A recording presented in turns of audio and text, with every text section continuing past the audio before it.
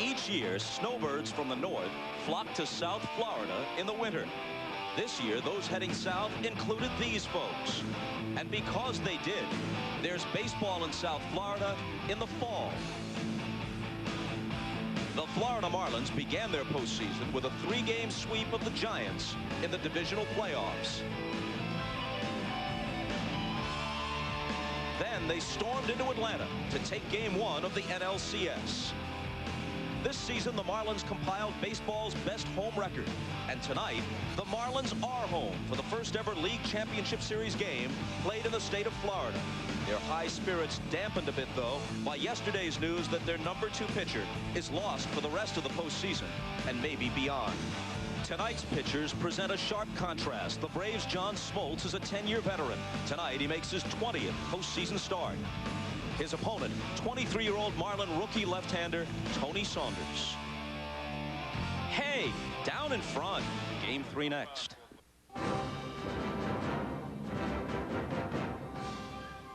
NBC Sports presents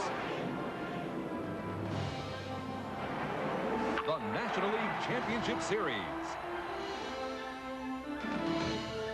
Tonight, it's Game 3. The Atlanta Braves versus the Florida Marlins. It rained much of the day in South Florida, at times heavily, but the field is uncovered. No rain falling now. We're hopeful that we'll get Game 3 in without interruption. The Marlins will go with rookie left-hander Tony Saunders, just 4-6, but remarkably 3-0 against Atlanta, and that's why they'll hand him the ball tonight. On the other side, John Smoltz, a 15-12 regular season, won his division series start against Houston with a complete Game 3 hitter. That takes his career postseason mark to a glittering 10-2. Hi again, everybody, with Mr. Baseball Bob Uecker and Hall of Famer Joe Morgan. I'm Bob Costas. Before we talk about tonight's pitching pairing, let's talk about the situation with Alex Fernandez. He has a torn right rotator cuff. He is obviously out for the rest of the postseason. The interesting thing is, a week ago tonight in San Francisco, we broadcast the game, Uecker, as the Marlins completed the sweep against the Giants. You wouldn't have thought there was anything wrong with Fernandez. He threw the heck out of the ball. Well, it was vintage Fernandez in that ball game. He had an excellent fastball. He was consistently in the 90s. One after another. The other thing that he had to go along with it was a great slider. Well, let's take a look at the difference in Game 2. You can see here he's dropping down a little bit more, not getting the same hop on his fastball. We now know that was because of the rotator cuff. Let's take a look at the averages. High in the game against the Giants was 94. Low is a 90. 91 and 84 against the Braves. The speeds alone are not the thing that alarms you, but the lack of movement on his fastball. By the time they got to the 3rd inning against the Braves, his fastball was dead straight. So in the long term, there's concern for Alex Fernandez's career. But in the short term, the concern is what this does to the pitching rotation for the Florida Marlins. And Jim Gray talked with Jim Leland about that. All right, thank you very much, Bob. I'm now joined by Jim Leland, the manager of the Marlins. And, of course, the loss to Alex Fernandez is huge. What exactly does that do to your pitching staff now, Jim? Well, we were going to obviously use Livan Hernandez in that spot, Jim. But now, we've got another problem that compounded. Brownie's sick tonight. He's not at the park. The doctors felt it would be better for him to stay home. He's got a little bit of a stomach problem. And, is scheduled to pitch tomorrow, but he's not here tonight. So right now we haven't had a whole lot of good news. But, we'll get through this thing. And, it's almost, Jim, to be honest with you, if Brownie can't pitch tomorrow, we're going to have to go day to day, But normally, if Brownie's ready tomorrow, Hernandez will fill in for Alex Fernandez. You've also got a problem in left field.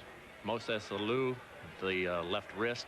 What is his status for tonight, and what are you going to do in left field? Well, Jimmy, he's really not a problem anymore. He's ready to go. He swung the bat in the cage, and he's feeling fine. He's really, I don't know if he's 100%, but he certainly wanted to play tonight. I opted to go with John Cangelosi, who is one of the few guys, I guess, anywhere in the league that's had a little success against John. So I just felt like, hey, give Mo another day, give him another blow tonight, have him ready for Nagel tomorrow. But he is ready to go, and we'll play in this game if we need him. You've had a lot happen to you in just a couple of days, and you've been in a lot of these series. Anything quite like this before to you? No, it's a little weird. Jim, we thought we had our best made plans, and, right now it looks like they've all kind of gone astray. But, it's really not that big a deal. We can still pitch lighter in the game. We're pitching Saunders tonight. And I think really, for us, we have to zero in on tonight's game. It has no really effect on tonight because Saunders is pitching, and I can use Hernandez if I have to. So the crippling thing would be if Brownie wasn't ready in 2 days from now. We might even get by tomorrow, probably go with lighter tomorrow.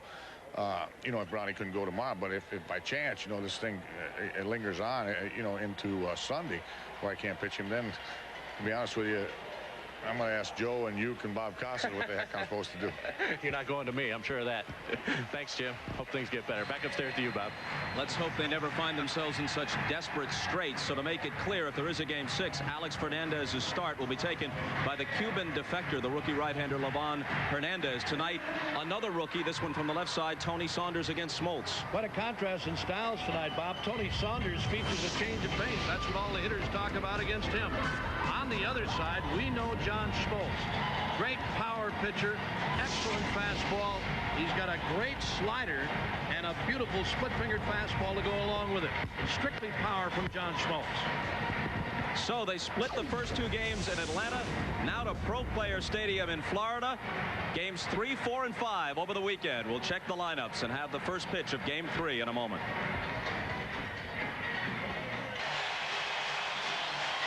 They're calling it fish fever down here, and no question that Pro Player Park will be rocking tonight. Here's the Braves lineup. With the left-hander Saunders going. Lofton continuing to struggle. Blauser moves up to second in the order. Chipper Jones, who's red hot. You see his figures, a homer in each of the first 2 games. Fred McGriff, the cleanup man. Javi Lopez moves up to 5th in the order. Andrew Jones in right instead of Michael Tucker.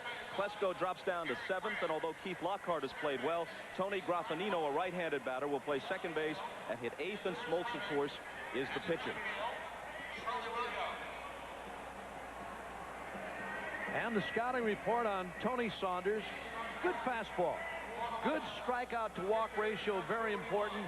Does not give up hits in clusters. If he does, he's going to be in a lot of trouble. He features a very, very good change of pace. That's what most of the Braves hitters talked about, his change of pace. And let's take a look at the defense. And this features one of the great defensive players in the game today, Charles Johnson, behind the plate. He made an error in game 2, but didn't have much to do with the outcome of the ball game. He is a great receiver. Uke, you were talking about the changeup featured by Tony Saunders. There are some guys who will show you the changeup just to get you off balance, just to show you a change of speeds. He throws it a lot and tries to throw it for strikes, not to just showcase it. No, you're right, Bob. And you know, it's a funny thing because the changeup feeds off the fastball. I mean, your fastball is what makes your changeup that much better. But every guy you talk to about Tony Saunders says this guy's got a great changeup, and he throws it consistently, and he tries to throw it for strikes. He doesn't try to get you to go chasing. 3-0 against Atlanta, 1-6 with an ERA of almost 6 against the rest of the league. The only team besides the Braves he beat, the Phillies, on September 17th. What a contrast. Kenny Lofton really was the igniter for the Cleveland Indians the past few years at the top of that order, just disrupting a game on the bases, at the plate, timely hits, Gold Glove defense.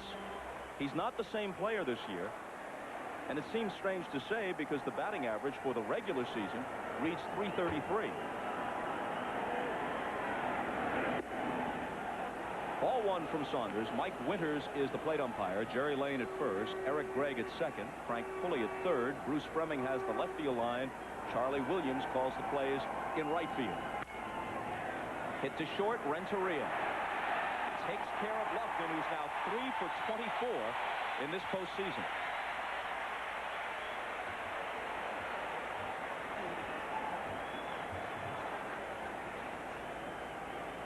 And a lot of Atlanta fans, it's not fair, but as Kenny is trotting back to the dugout, a lot of Atlanta fans are saying, hey, the guy who used to be our center fielder, Marquise Grissom, won last night's game for Cleveland with a home run. Well, I agree that's not fair because Lofton did a lot of great things for the Braves this year as well.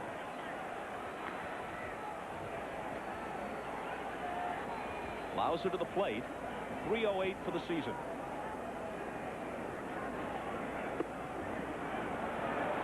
Ball 1 from Saunders. Back-to-back fastballs to Blauser from Saunders, and his fastball normally in the 88, 89, 90 range. He can get up in that area, but again, he feeds off the change of pace. And a called strike. Saunders says his idol is Tom Glavine. Well, he pitches similar to Glavine. Glavine gave him a tip. He said it turned his season around. but he has to throw strikes early in this ball game. Popped wide of first. Dalton over for a look. No play.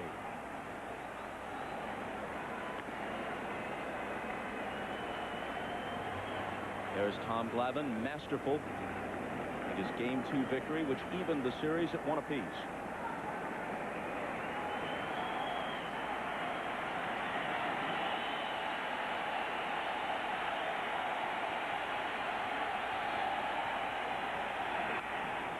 And the count holds at 2-2 to Blauser. Tony Saunders had elbow problems a couple of years ago. Then came back to go 13-4 for Portland, Maine, but that's double-A ball a year ago. Jumped over AAA to the majors this year. Did he hold up? Yes, he did. Full count. The check swing by Blauser. There's the breaking ball in the dirt. And Blauser with a check swing, and a good call by the first base umpire, Jerry Lane.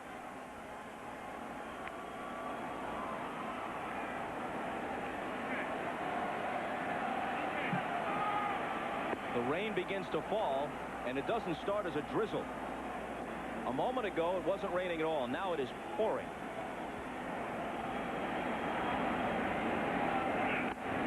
swing and a miss, and a high fastball, and down he goes. One thing about Saunders, he will strike out a lot of hitters if he stays in this ball game, because he has 2 strikeout pitches, that 90-plus mile-an-hour high fastball and the changeup and off-speed pitches that he throws.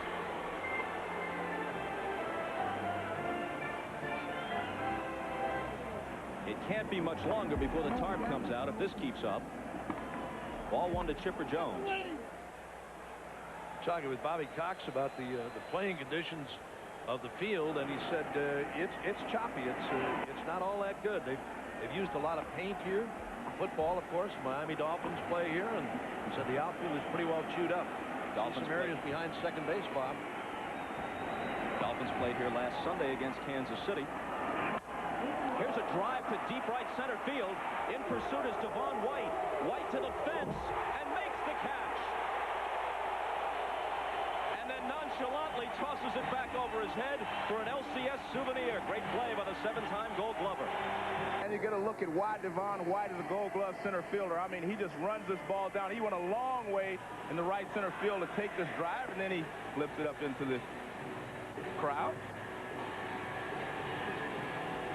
Now to the Marlin batting order, and at the top we see John Cangelosi 10 for 19 with 5 walks lifetime against John Smoltz. Moises Alou just 3 for 27 lifetime against the Atlanta right-hander, and Jim Eisenreich, who started for Alou in left field in Game 2, just 2 for 25. In fact, Jim Leland told us that if Alou had been 100% and he wanted to use him in left field tonight, he would have played Cangelosi in center just to get the switch hitter in there against Smoltz. And he would have a man at second base now. Cangelosi would not have made that catch that Devon White made. And Smoltz starts him with a strike.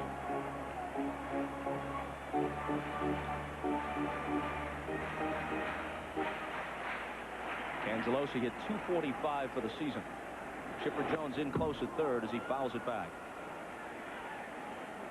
There was speculation before Game 2 that the Marlins were trying to convince everybody that Alou's problem was a hamstring problem, so that the Braves would think he'd be available perhaps for pinch hitting duty. But then Jim Leland almost casually passed our Jim Gray on his way to the dugout minutes before game time and said, no, it's his wrist.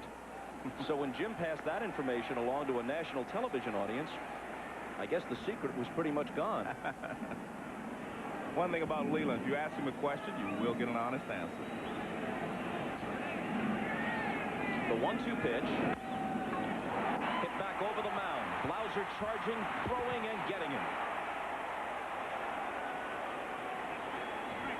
And let's take a look at the scouting report that we have on John Smoltz. Overpowering fastball, great slider.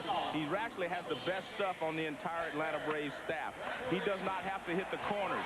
His best stuff can come over the middle of the plate, and you still will not beat up on him. So he's just a great pitcher with great stuff. You have to hit the fastball in order to beat him. Renteria takes a strike. As you may be able to tell, between innings, the rain first subsided and now appears to have stopped. And it's been like that off and on all day.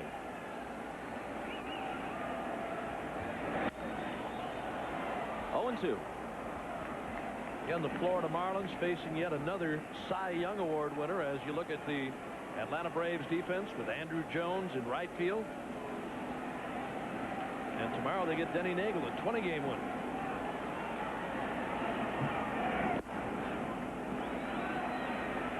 A ball and 2 strikes. Smoltz was 1-0 against the Marlins this year. 5-2 for his career. Fastball in the mid-90s, hard slider to go with it. And Renteria becomes his first strikeout victim. And Joe, in addition to the fastball and hard slider, when he became able to get the splitter over for strikes, that's when he went from being good to an all-star. Well, you're right, but the real difference, as I said, is he doesn't have to pitch to the edges. He pitched inner half, outer half. That's the way he pitches. He does not have to hit the exact corners to be successful. He's a lot different than Glavine and Maddox, too, isn't he, Joe? And the fact that in difference to those two guys who won't give up to a spot, this guy comes right at you. I mean, if it's right down the pipe, you know it's going to have some velocity behind it and that great splitter to go along, too. He faces one of the great fastball hitters in the game, Gary Sheffield.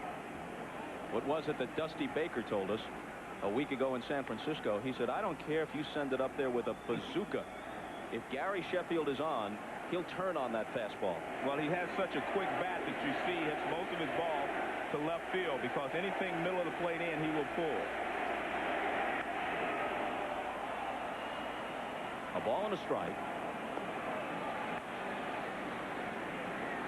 When you look at Smoltz throwing a fastball in the mid-90s and then the hard slider around 90 or 91, I'm not saying it's J.R. Richard territory because J.R. was 100 and the slider was in the mid-90s, but it's the same kind of idea, isn't it? Well, when you get to those numbers, it really doesn't make a big difference. You're right. Is Tom Seaver another one where the comparison might apply? The very good fastball and the terrific hard slider to go with it? You're right. There are a lot of guys who have had good fastballs and good sliders. And John Smoltz mixes in the off-speed pitch. That's what made him so good the last couple of years. He's been able to control all of his pitches. But he basically comes at you with hard stuff. Ahead of Sheffield, 1-2.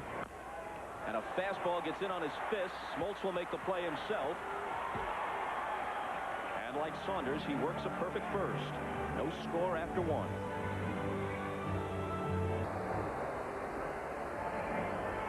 McGriff, Lopez, and Andrew Jones against Tony Saunders in the second. When you look for reasons why Saunders has been so effective against the Braves, the first thing you think about, ball 1 high and away, is the left-handed hitters. Lofton, McGriff, Ryan Klesko, neutralizing them a bit, turning Chipper Jones around to the right side where he's less of a threat. And yet, if you check the numbers, the Braves were 27-14 against lefty starters this year.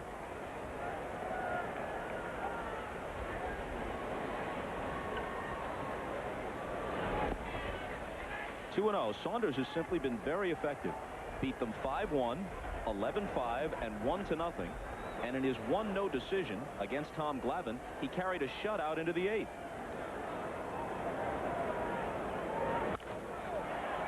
Lofted behind third base into shallow left field. Renteria, Bonilla, Cangelosi. Renteria into foul ground for the backhanded attempt, but unable to come up with it. The ball, and maybe John Cangelosi should have made the call on. Renteria runs a long way for that ball. He took a look at Cangelosi coming on, and Cangelosi's right behind him. He just fanned on it. And Cangelosi may have had the better chance to catch that ball because he's coming on. That ball went right over the glove of Renteria. He missed it completely. There's Cangelosi right behind him. I think he has the better shot to make the catch, but he never made the call.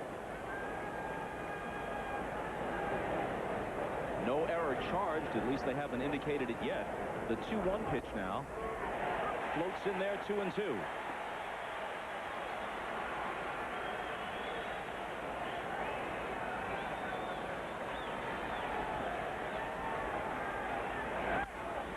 And McGriff fouls that one out of play. Does a guy who throws so much off-speed stuff have a better chance against a free swinging team like the Braves? Is that part of the explanation? Yes, a free swinging team will help him out by chasing a lot of the breaking balls and change-ups in the dirt. This ball's hit back to the box. And McGriff, who got a second chance when Renteria couldn't handle his foul pop, is retired anyway.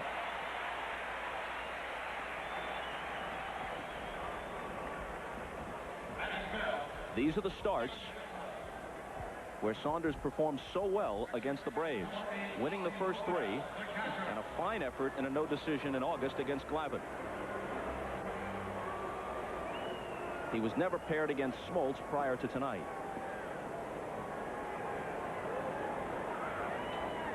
Javi Lopez cuts and misses. You know, for all the changeups they talked about Tony Saunders featuring, he hadn't featured too many tonight. Early in the second.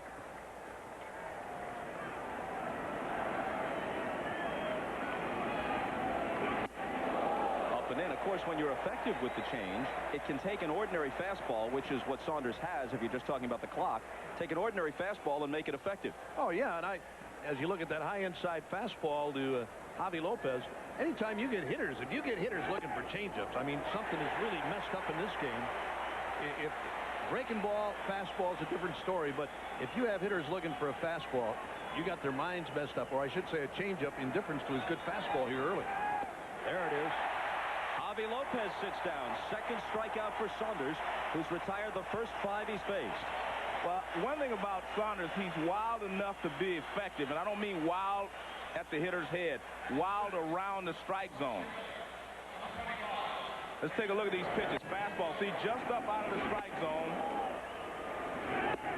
Just in the strike zone and out of the strike zone again. So only one of those pitches were strikes in that account.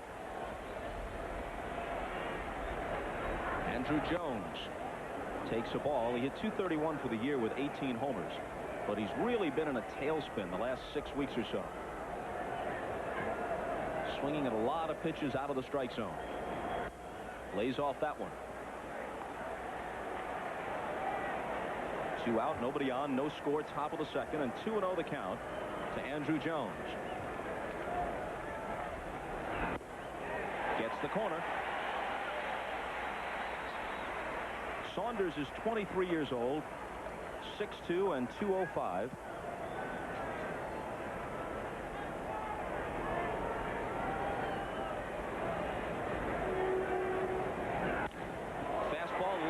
Short, and Renteria is right there. Another perfect inning for Saunders. No score after 1.5. No score as we move to the bottom of the second. Jim Leland and company with concerns this weekend, though. They know they're without Alex Fernandez with the fully torn rotator cuff, and now Kevin Brown comes down with some sort of stomach ailment and doesn't come to the ballpark tonight. Scheduled to pitch game 4 and game 7 if there is one. Bobby Bonilla. High and away, ball 2.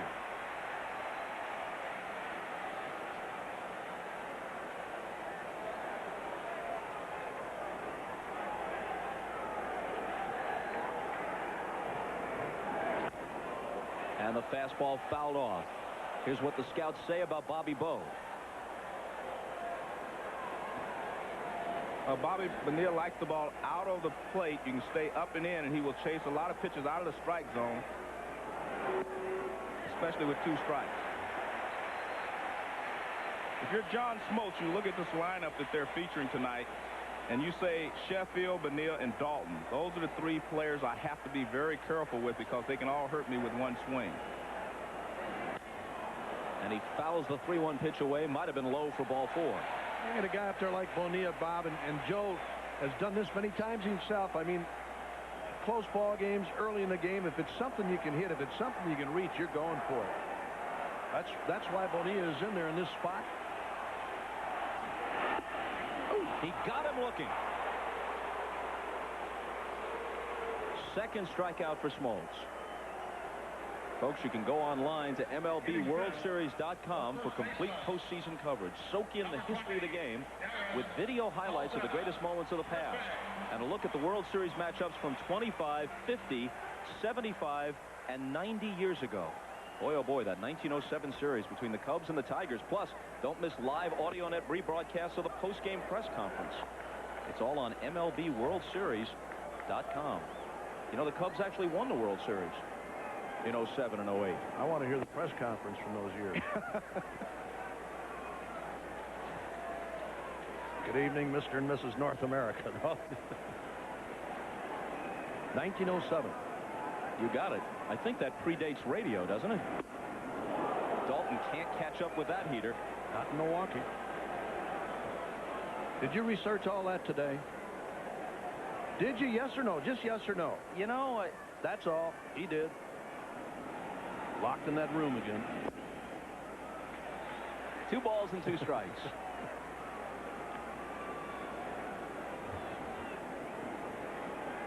This is important info, Uke. It's very key. What's that on your cup? 1903. Ah. And Dalton fans.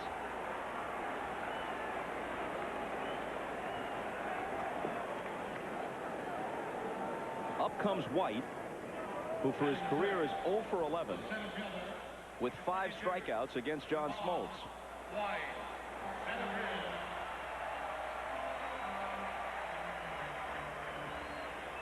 There hasn't been a base runner yet tonight. 2 out, bottom of the 2nd.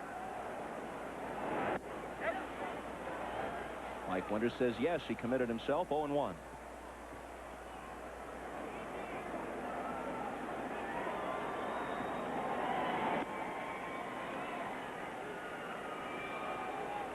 The 10 career postseason victories for John Smoltz ties him with Dave Stewart and Whitey Ford for most ever in postseason play, but the contexts are different. 2-1. Stewart never pitched in a division series, and of course all of Whitey Ford's postseason wins are in the World Series for the Yankees. So Smoltz has been brilliant, but he's had more opportunities.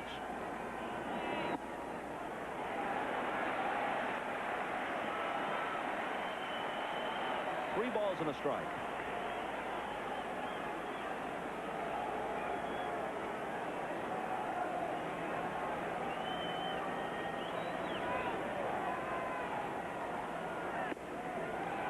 Come on back, Devon. That one's in there.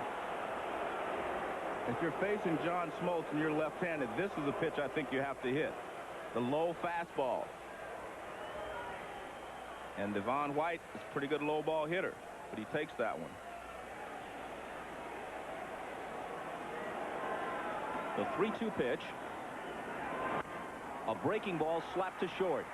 Blauser. Both clubs have gone out in order through the first 2, and we'll be back in just a moment.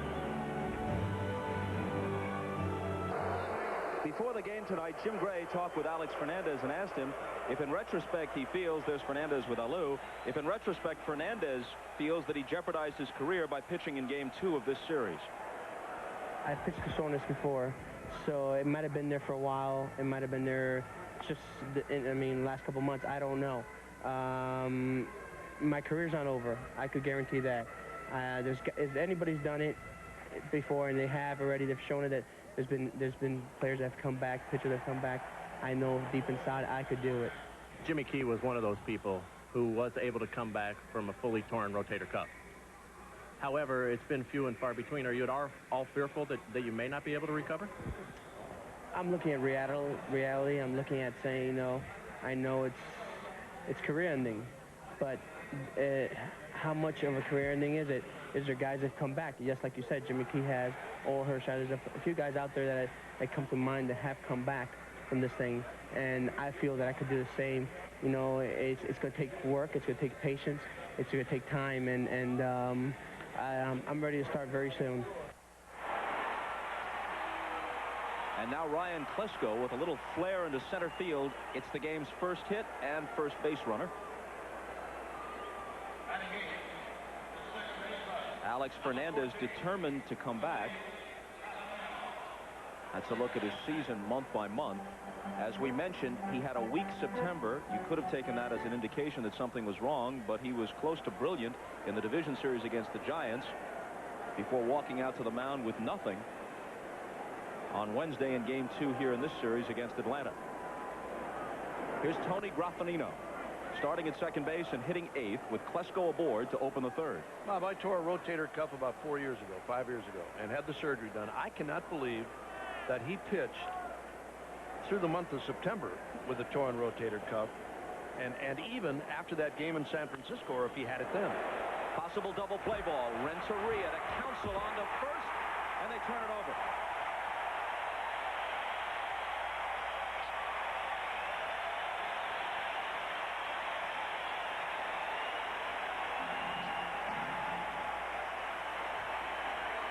Ground ball to shortstop. Renteria gave them a good throw at second, and Counsell turns it over. Counsell's their best defensive second baseman. That's why he's in there. Here's Smoltz, a good hitting pitcher, taking ball 1. But after the tear, Bob, the initial tear, I mean, you know it's torn. As you look at that double play ball, Renteria and Counsell and Darren Dalton on the final end. But I know what it is to sleep, to try and sleep after you've torn it. I mean, you know it's there. And to have him be able to pitch the way he did, I don't know how he did it. I mean, he said he pitched with a little pain. It had to be more than a little pain. His teammates all say he's a real gamer. Well, but I know that, and there are a lot of guys that are. I mean, but to go out there and pitch with that constant pain is unbelievable. It really is. I mean, you can't imagine the kind of pain there is, Bob, if you try to throw with a torn rotator cuff. I mean, it's tough. It really is. It's hard. The 2-2 pitch from Saunders to Smoltz. Full count. Smoltz hit .228 this year. Didn't hit a home run in '97, but has 4 of them for his career. So you can't just toss it up there to him. Right down the heart of the plate, and Smoltz strikes out looking. 3 Ks for Saunders, 1 in each inning. I'm going to show you the difference between John Smoltz and Glavine and Maddox. They pitch to the edges. Look at this. Right over the middle. A breaking ball right down the middle. And a fastball he just throws by Darren Dalton down the middle. He does not have to hit the edges to be successful. Bad enough you're facing a guy like Smoltz, Joe, with the excellent fastball and a very good splitter. But I mean, Renteria and Bonilla on 3-2 counts, he goes to breaking balls. Big problem tonight. Starts Charles Johnson with a fastball for a strike. Smoltz's 10-2 career postseason record breaks down 2-0 in the division series, 6-1 in the LCS, 2-1 in the World Series. Breaking ball cut on and missed. Coming off another strong outing. A complete Game 3 hitter to finish Houston off, and he struck out 11 at the Astrodome in that one.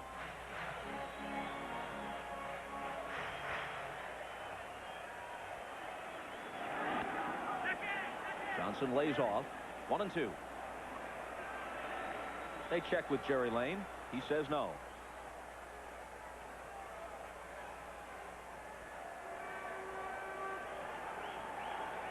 Johnson's 1 hit in this series, an RBI double off Greg Maddux in Game 1. 2-2. When you look a little deeper into Smoltz's postseason record, even his losses and no decisions are often impressive.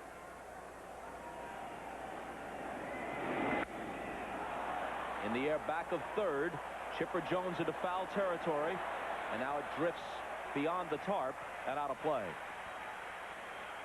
You may recall that Smoltz was the starter against Jack Morris of the Twins in one of the great Game 7s in World Series history. The Twins wound up winning the game 1-0 in 10 innings. Morris got the victory. Smoltz pitched shutout ball into the 8th before being replaced. Then last year in Game 5 of the World Series in Atlanta against the Yankees, he loses 1-0 on an unearned run, gives up only 4 hits in 8 innings and strikes out 10. Fouled off. He has seldom been less than brilliant when they've handed him the ball with the most at stake. Well, he's such a power pitcher, and he's very, very durable, Bob. I mean, he's one of those guys that'll throw. I mean, up at 130, 140, 135 pitch counts, and I mean, he'll do that time and time again. There's another breaking ball. That slider down low and away. Charles Johnson can't check his swing. That's his third strikeout tonight on a breaking ball. 4 strikeouts overall. There's that slider down low and away, and Johnson can't check his swing. Here it is one more time. It's outside. It's a bad pitch, but it breaks so sharp and he throws it so hard. When you're throwing in the 90s with a fastball, 95, 96, 97, then you got a 90 or 91 mile an hour slider to go along with it. You got big problems as a hitter. Up comes the rookie second baseman Craig Counsell, .299 for the season. 2 for 5 in the division series against the Giants, 2 for 4 in this series.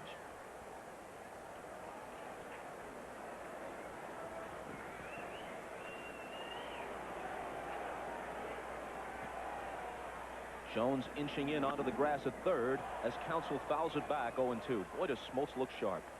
Anything that's up in the strike zone from John Smoltz, if it's a fastball, you're going to have a problem trying to catch up with it. You have to make him get the ball down, and you have to hit the fastball. Ahead of Counsell 0-2. Check swing foul.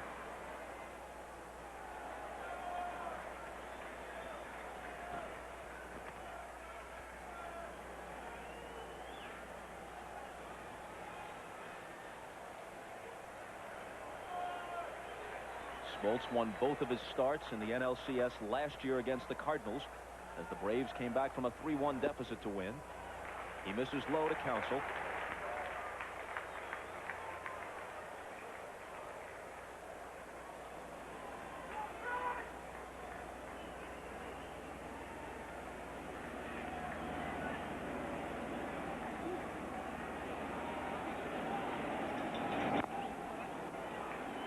Craig hangs in there.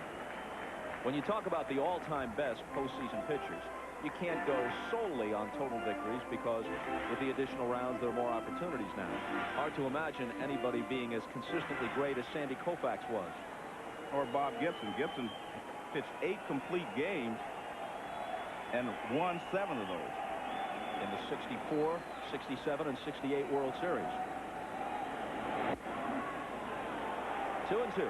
That's such a tough choice when somebody asks you about pitchers in big games, Joe, and you've seen many of them, and Bob, so have you. But I mean, when you talk about the guys like Koufax and Drysdale and Bob Gibson, I mean, if there's a better guy than Bob Gibson, and I mean, having had a chance to catch him and work with him, I mean, he's unbelievable. Fastball cut on and missed, and he chased one high and away. 5 strikeouts through the first 8 hitters faced by Smoltz. Both leagues in action tomorrow. Joe Buck, Tim McCarver, and Bob Brenly back to work in Cleveland. Indians got out of Baltimore with a split. And we come out here at 7:30 Eastern time tomorrow for our game 4. Tony Saunders isn't much of a hitter. He batted .081, just 3 hits for the season. But one of them was a home run off the Braves' Tom Glavine.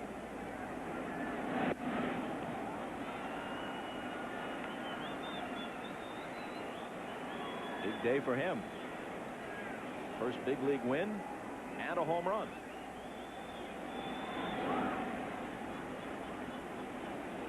To finish up on Bob Gibson, he lost his first and last World Series starts out of 9 and won 7 in a row in between. A called third strike. Smoltz strikes out the side, and he fans 6 through the first 3. Well, John Smoltz is really on his game. He struck out 3 hitters in the 3rd inning. Watch this. Charles Johnson chases the slider. Fastball up to Counsell, and a breaking ball over the outside corner to Saunders. Now let's take a look at this from supervision. There's the 86-mile-an-hour breaking ball to Johnson he chased. Fastball up to Counsell, and a breaking ball of 83 miles an hour over the outside corner to Saunders.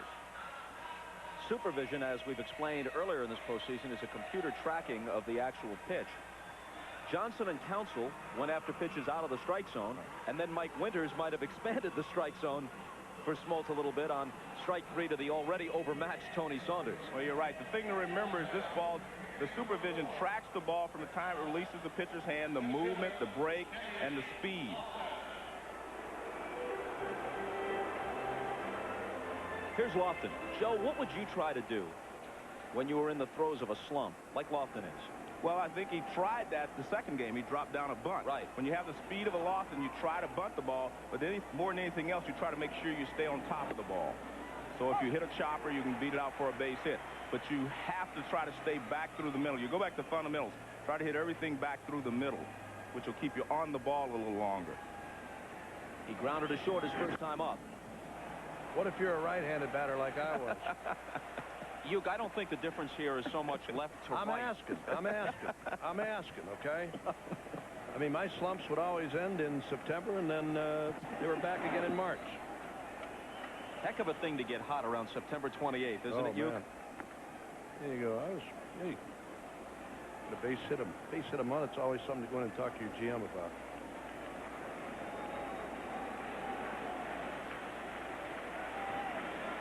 Saunders has allowed just one hit through 3, and now it's 2 as Lofton reaches for it and sends a little punch shot into left. Next Friday, hold on, folks, for players. Ice-T stars in this action series. We're not cops, not robbers. We're the good guys. Okay. Players premieres next Friday on NBC. You're resting easier when guys like that are running the Federal Bureau of Investigation. We know our money's safe, huh? The Braves hardly ever tried to run against Charles Johnson this year, and that's wise. They tried 6 steals against Johnson and were thrown out 5 times. Kenny Lofton was cut down 4 times by Johnson. Blauser squares to bunt and takes high. Well, it's easier to steal a base against a left-handed pitcher if you're a good base stealer. You can get a better jump and a quicker jump. You can get farther down the line and have a better shot at beating Charles Johnson's throw against the left-hander because you have more time to read him and more time to run. Yeah, a lot of first basemen, as Darren Dalton is doing tonight, playing way off the bag, and it gives that runner a little bit more of a problem. I mean, he's beyond maybe a step, talking about Lofton, beyond where Dalton is. Blauser pulls back, and it's 2-0. You say the one thing with a left-hander, for the first baseman, he's got a chance to play, as I said, like Dalton is. Watch Lofton. As Saunders goes to his stretch, he freezes Lofton there for a second, but it also enables Dalton to get a little quicker break coming toward the plate in a bunt attempt. Lofton's going to run no matter who's out there. I mean, he's got to find his rhythm, and he's going to go. Blauser swinging and fouls it to the seats. From a base stealer's point of view, you get your normal lead. Forget about where the first baseman is playing. You get your normal lead, read the pitcher, and go. Or you get your normal lead, read the pitcher, and come back to first base. You eliminate where the defensive player is because that has no bearing on what you're doing. Running against Charles Johnson is one thing. That's a problem for anybody. It would be a problem for Ty Cobb, whomever you want to pick, Lou Brock. But what accounts for this? Lofton, who never stole fewer than 54 in the previous 5 seasons, stole just half his previous lowest total this year, 27, and he was caught 20 times. One of the things they do better in the National League is they try to protect against the running game. They will pitch out more. Pitchers give it more effort to hold them on. The American League, the smaller ballparks, you play pitching, defense, and the 3-run homer. They manufacture runs in the National League, so you have to hold the runners better. Blauser punts foul as they put the bunt back on with 1 strike. So I really believe that it's taken him time to adjust back to the National League and the fact that they are going to pay more attention to him at first base. You can't just do it with pure speed. You have to be able to read the pitchers and get a good jump. Now let's see what Bobby Cox has in mind on the 2-2. Blauser takes a ball, and the count is full. Nice block by Charles Johnson on that breaking ball from Tony Saunders. It's a breaking ball in the dirt. And watch Charles Johnson. Down to his knees, gets his body in front, up the glove down in the groin area to keep that ball from skipping through there, and he knocked it down with a chest protector. Well, you have to be going here. If you're Kenny Lofton at first base, you have to be going. He does take off. It's ball 4 to Blauser. And so the play at second base doesn't matter. Blauser on his way to first with the walk.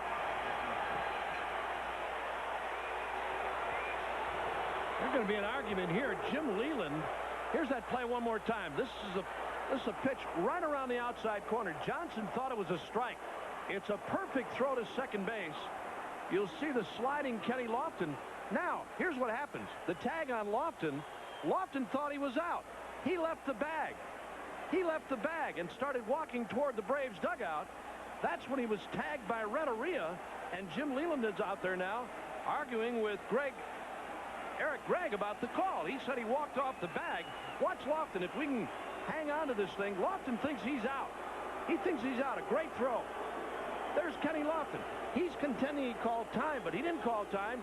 He's arguing the call. There's the tag by counsel. Not Renteria, by counsel. There's the tag initially. He thinks he's out. Yeah, but the problem is the umpire did call him out. So he is out.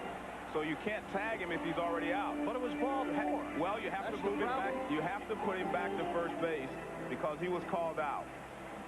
I mean, you have to give him second base. He was called out. Now you see Gregg pointing, go back. But there is a problem here because he did come around the bag. There was no time called, and he came off the bag. But Eric Gregg did call him out. So he does have to.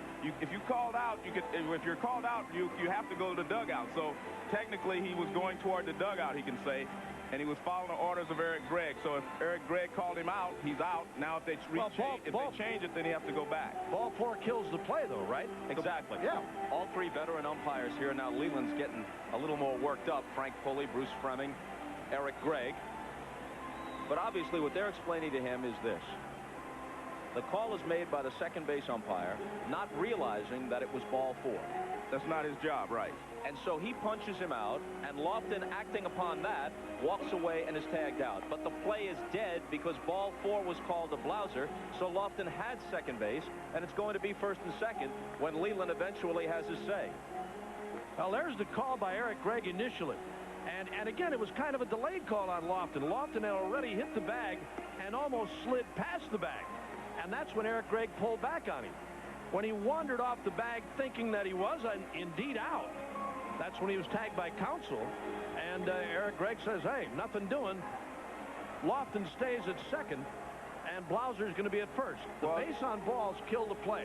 But again, the argument, Joe, that you could have, I mean, if runners are going on a 3-2 count, and it's a ball 4, and the guy going to third, say there are 2 guys on, the guy going to third, wanders off the bag, runs around the bag at third, somebody throws over there, he's got to be out. Well, before we go any further, they're going to play this game under protest. That's what Jim Leland's going to do right here. Jim Leland is contending that he's not arguing, it's not a decision, that they made a bad ruling. You can't protest a decision, you have to protest a ruling. And that's Bruce Fremming. He's going over to talk about whether they violated the rule or not. That's Len Coleman, the National League president there, but that's really not his job. I mean, Jim Leland has a right to protest, and that's what he's doing. Let me read to you from the rule book. Runner on first, 3 balls on batter. Runner steals on the next pitch, which is 4th ball, but after having touched second, he overslides or overruns that base. Catcher's throw catches him before he can return. Ruling is that runner is out, force out is removed, but he didn't actually overrun or overslide the base. He walked away after he thought that Eric Gregg had called him out. So it's possible to interpret even this, which seems fairly clear, it's possible to interpret that play differently than you would an overslide or an overrun. Well, to be perfectly honest with you, there really shouldn't be an argument here. The umpire called him out because he thought the play was live. It wasn't live. The ball's dead. So the play is, that's ball 4. So now, when he calls him out, he comes off the bag. Now watch, Lofton is on the bag right there. He's laying on the bag right there. He's on the bag. He's called out before he comes off the bag. That means that Eric Gregg made a mistake because he didn't know it was ball 4. And I won't even say Eric Gregg made a mistake because his job is to look and make the call at second base. So the point is, the runner's entitled to go back to second base. As the play developed, was there poor communication among the umpires? Should Mike Winters have thrown his hands up? Should there have been a more demonstrative indication to indicate, if possible, to everyone on the field that the play was dead? Well, I think Charles Johnson argued that point already because Charles thought it was strike 3.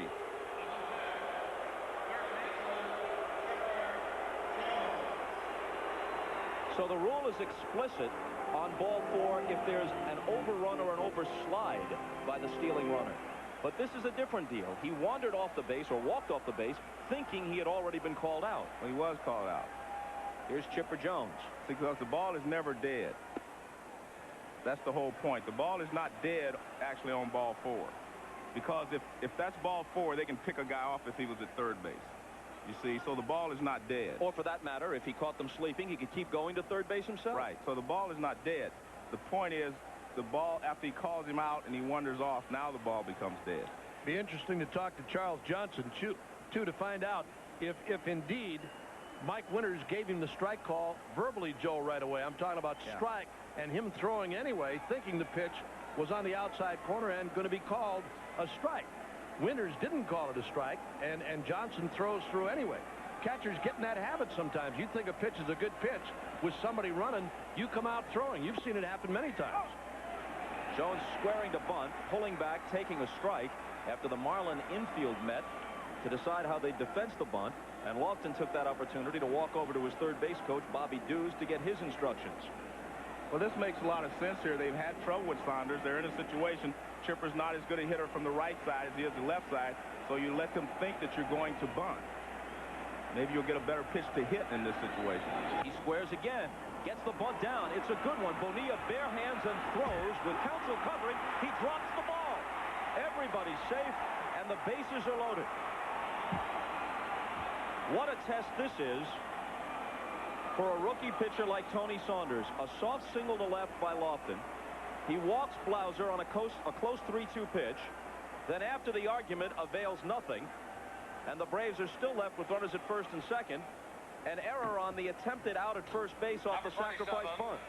First baseman. Well, again, it's a good sacrifice by Chipper Jones and a good play by Bobby Bonilla. He backed up momentarily thinking Saunders was going to make the play. There's the barehanded pickup, and the throw is a good one. Easy play for Counsell to handle. He bobbles it, and Jones reaches on the air. It's a sacrifice and an error, and the bases are now loaded. To clear up what I was saying just a moment ago, Bob, on the play with the catcher, if that umpire, if it is a strike, he really does give you the verbal call immediately. If it's not, and as I said, catchers get into that habit. If you know, you're back there and you think a pitch is a strike, and you're going to come out throwing. And it happens that way, and that's what happened here with Johnson, where he anticipated and thought the pitch was a strike. It was called a ball, and that being the reason for the mix-up. So McGriff with the bases loaded and nobody out on the fourth. He bounced to the box his first time up. On the outside corner for strike one. Jim Gray is with National League President Leonard Coleman. Jim? All right, thank you, Bob. Len, can you tell us exactly what happened, and is this game being played under protest by the Marlins? Yes, Jim. The game is being played under protest by the Marlins. The umpire incorrectly called the runner out on ball 4, and then when called timeout himself to protect the runner after he had strayed. So he had called time and therefore declared the runner safe at second. Obviously, now with Lofton scoring on the sacrifice by McGriff, a run comes in, so this could be a very, very pivotal call here. What's your interpretation? Oh, I'll hear the protest and hear both sides of the protest and have to make a judgment, Jim. Clearly now Eric Gregg did call him out, and then he reversed his call. That's allowable. That's absolutely permissible. Well, what happened was that, as I say, Eric had called him out, and incorrectly because it was ball 4, and then Eric called time himself to protect the runner after calling him out. Okay, Len, we appreciate your time. Good, my pleasure. Bob, back to you. With a run home now on the sacrifice fly by McGriff, Javi Lopez stands in and takes a ball. Right, there's another key element in what they just said. What Len Coleman basically said is that home plate umpire Winters called timeout after that to protect McGriff before the tag was applied. So, you know, again, that just solves all the problem right there. Protest denied. There is no way that protest has a sliver of a chance in a postseason game when the mistake, although it did cause confusion, did not involve unfairness. And that's the umpire's job. The fair thing to do, since the umpires may have misled Lofton in that situation, was to put him back on second base. It's a fair ruling. Right.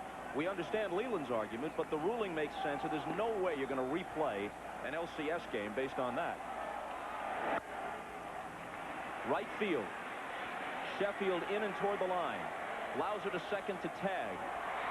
He'll draw a throw, but he's going nowhere.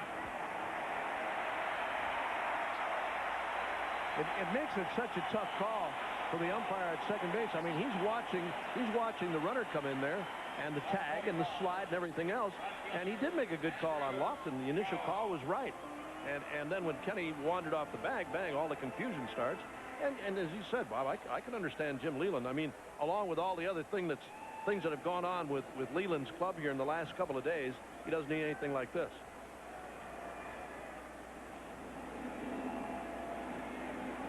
Andrew Jones lined to short his first time up.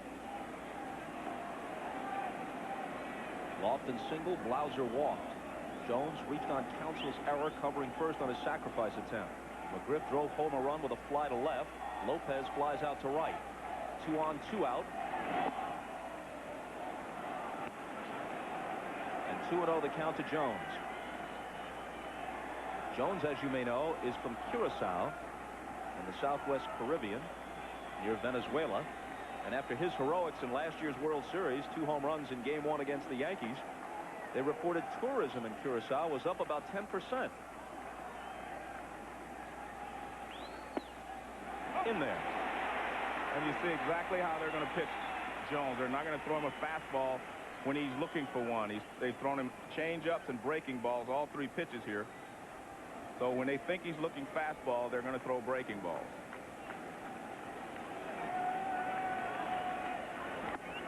High and away, 3-1. Apparently, Curacao is fertile territory for the Braves. They have another prospect, a left-handed hitting and throwing first baseman named Randall Simon, who is from Curacao. Might be the heir apparent to Fred McGriff.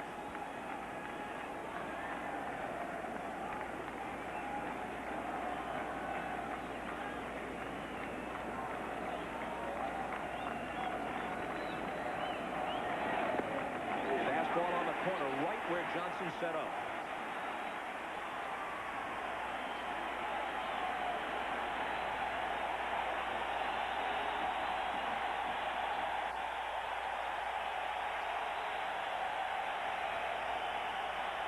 The rookie trying to work himself out of a very difficult fourth with minimal damage. Blauser and Jones take off, and the bases will be loaded again. Second walk of the inning. Both on 3-2 counts. But he's having trouble controlling his changeup. He threw a changeup to Blauser, which turned out to be ball 4. He threw a 3-2 changeup there to Andrew Jones, so that's the pitch that is deserting him today. He is struggling with his changeup. He's not able to get it in the strike zone or close enough that they commit right away. That was the one pitch that everybody talked about. Even Bobby Cox, when we asked Bobby Cox about this guy's best pitch, he said changeup. And hasn't been good for him yet tonight. And a ball to Klesko, who often was benched against left-handers this year. In fact, played in only one of Saunders' 4 starts against the Braves. Struck out both times he faced him in that game.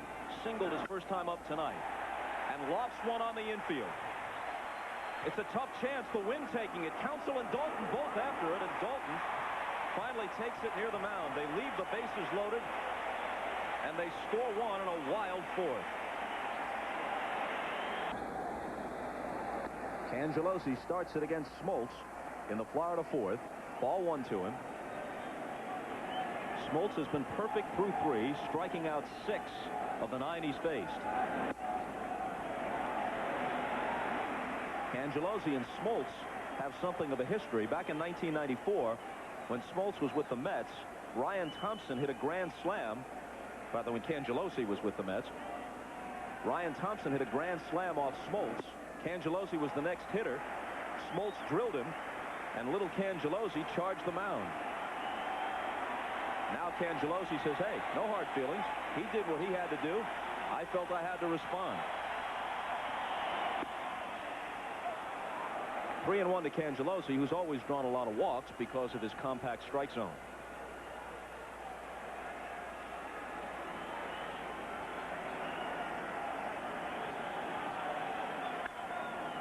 Full count. Well, this is the second time through the order they've seen John Smoltz. They've been able to gauge how much his fastball is moving, how much his slider is breaking. And this, to me, is the key at bats for everyone through the order. We'll see if they're going to be able to make any adjustments to Smoltz or if he's going to continue to dominate.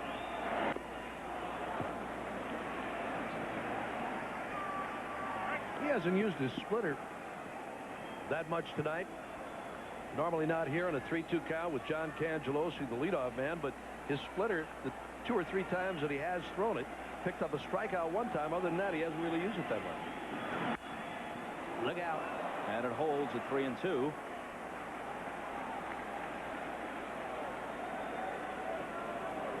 The bat took off in the other direction. That looked like it was heading toward the seats. There's that swing, the foul tip. There it goes towards the seats, and the Marlins dugout coming up short.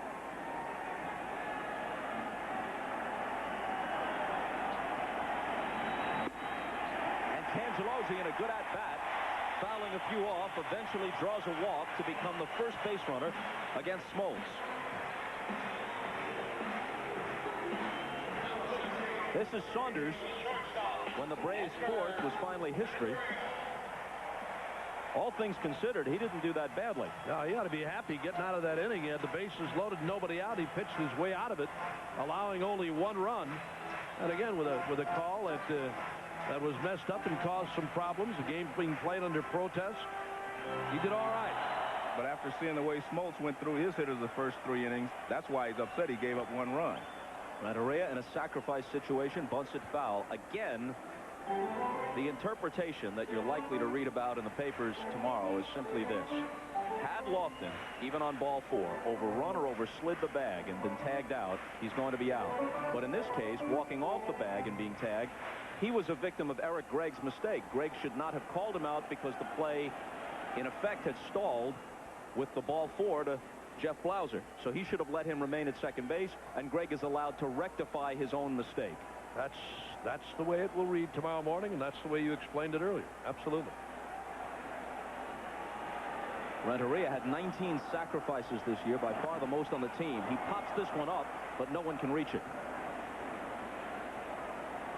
It's difficult to bunt a guy who throws as hard as Smoltz. Well, if you get yourself squared around in time, I think that's the one thing that a lot of hitters don't do in trying to sacrifice, is to really give themselves up. That trying to do a bunt like you would for a base hit bunt attempt and try to drop it while you're moving really doesn't get the job done. If everybody in the ballpark knows you're going to bunt, you might as well square around and lay it down.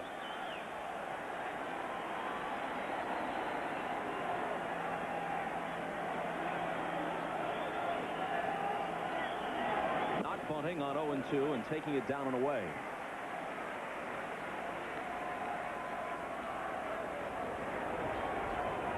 Rich Donnelly is the Marlin coach at third. Tommy Sant at first. They were with Leland and Pittsburgh through all the years.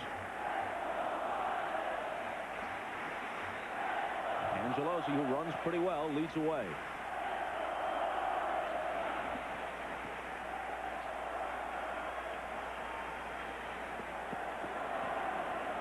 A little slider that time by John Smoltz, and the one thing Renteria did, he cut down on his stroke a little bit. Instead of really taking a big hack at that ball, a slider out away, he tried to take a swack at it and hit it to right.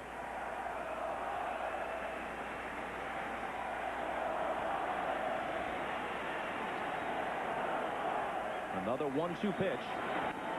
There goes the bat, and he got a small piece of the ball, sending it back to the screen. One more look at the disputed play on ball 4 to Blauser. Okay, watch the home plate umpire. The throw goes down to second base. Now watch what he does. He will get up and he will raise his hand and call timeout and give you a ball 4 signal. So now he sees that they're safe. Now he sees Lofton start to walk off. This is the play at second. When he saw Lofton start to walk off, he called timeout. And that solves all the problems.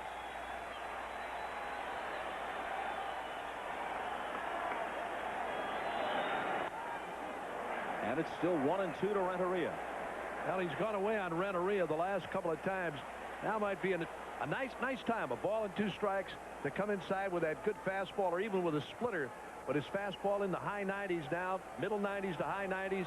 Not a bad time to come inside on Renteria. He's tried to punch a couple balls to right field. Sheffield waiting on deck. 2-2. Threw him the splitter that time, but he wouldn't bite.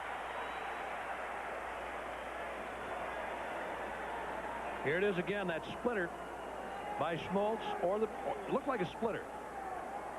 Down in the dirt, Renteria checked his swing.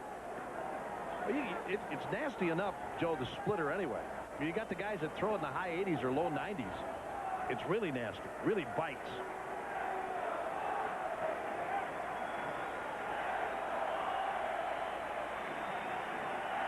There goes Cangelosi, and the 2-2 pitch is lined softly to right, but coming on to make the catch is Andrew Jones, and this will turn into a very easy double play. Well, it's poor base running there because, first of all, it's not a straight steal. It's a hit and run. So about 3/4 down, when the ball reaches the plate, you're supposed to look at home plate and see what happens. If it's a straight steal, you do not have to take a look. But this is definitely a hit and run, but he never looked. And Cangelosi rounds second base. He raises his hands looking at the third base coach to tell him where it is, but by then it's too late. You have to take a look. Now watch him. He never takes a look. And watch you around third base. He's asking him where it is. You look for yourself and you'll know where it is. I mean, you're not stealing the base. It's a hit and run. Now Sheffield with 2 out and nobody on. Hits one to deep left.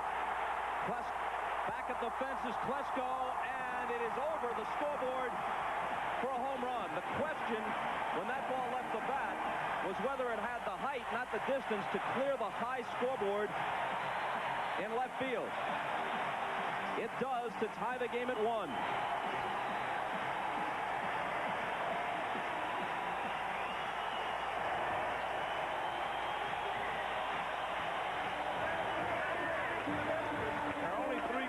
Lineup that can hurt Smoltz: Sheffield, Bonilla, and Dalton.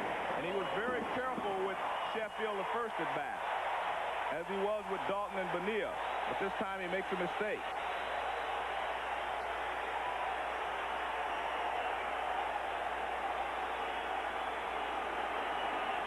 The 1-0 to Bonilla, who struck out his first time. Hit to short. Blauser has it. The Marlins are finished in the 4th, but not before Sheffield gets them even.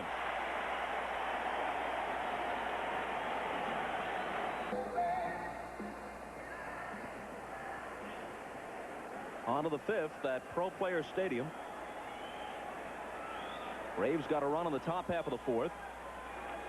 Marlins get it right back on the Sheffield home run in their half. Saunders to Graffinino. Ball 1.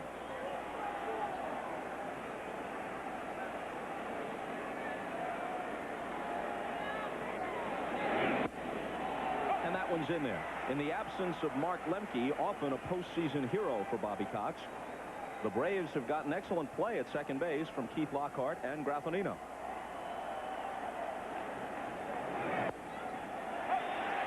One and 2. There's a changeup for a strike. He has not thrown many tonight that were strikes.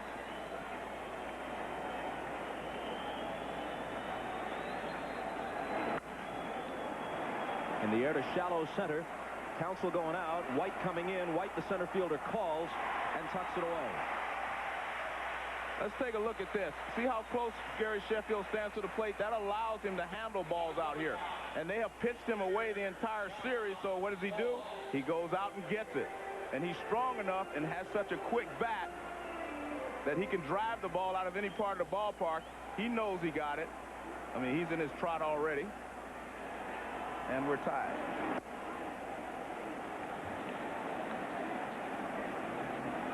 And you get a look at the Marlins bench. They knew as soon as he hit it that it should be out of here. And they're very excited. Smoltz struck out his first time. A ball and a strike to him. Series tied at 1. Game 3 tied at 1. Joe, when you illustrated that last shot by Sheffield, and the area where Smoltz threw the ball back in the open inning, he got him with a good fastball. Remember the fastball he threw to Sheffield inside and jammed him? Hit it back to the mound, hit a little comebacker. You're right. He gets extension. He's got great power. Fouled off, and it's still 2-2. Remember, in game 2, Javi Lopez hit a ball into right field down the line in foul territory, and Sheffield seemed to pull up a little bit on a ball he might have had a play on. He was tentative on it. It makes you wonder whether he's still nursing the sore hamstring, whether he's still fearful of re-injuring it. Hasn't hurt his swing in September and in the postseason. Staying alive on the foul tip is Smoltz. Sheffield had a disappointing regular season by his standards, hitting only .250 with 21 homers and 71 RBIs. But he hit well over 300 in September. And he's been hot against the Giants and now the Braves.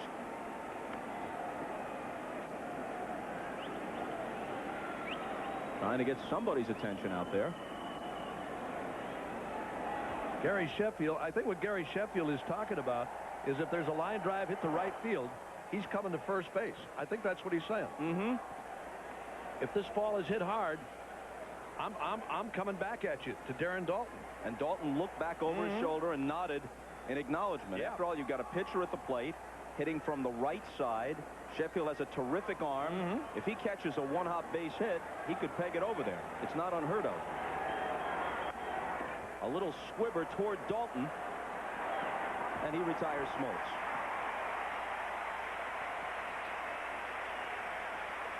Let's check in with Jim Gray.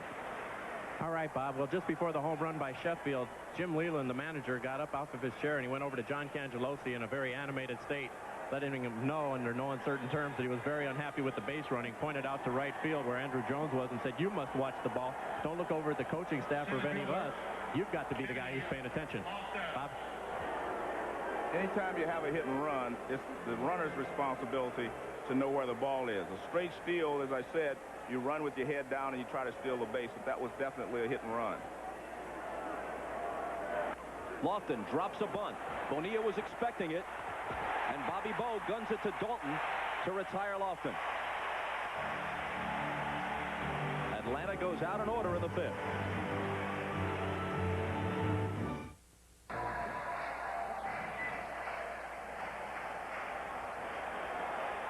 Bobby Cox with his pitching coach Leo Mazzoni on his left. Darren Daulton starts it off. This is his first postseason start. An important member of the 1993 Phillies, who won the National League pennant before losing the World Series to the Blue Jays. And in the process, they upset Atlanta in the LCS. 1-1. Last fastball by John Smoltz, still at 95 miles an hour. He started Daulton off with an 82-mile-an-hour slider and then right back with a fastball. That one's low. Daulton hit .263 combined between the Phillies and the Marlins with 14 home runs.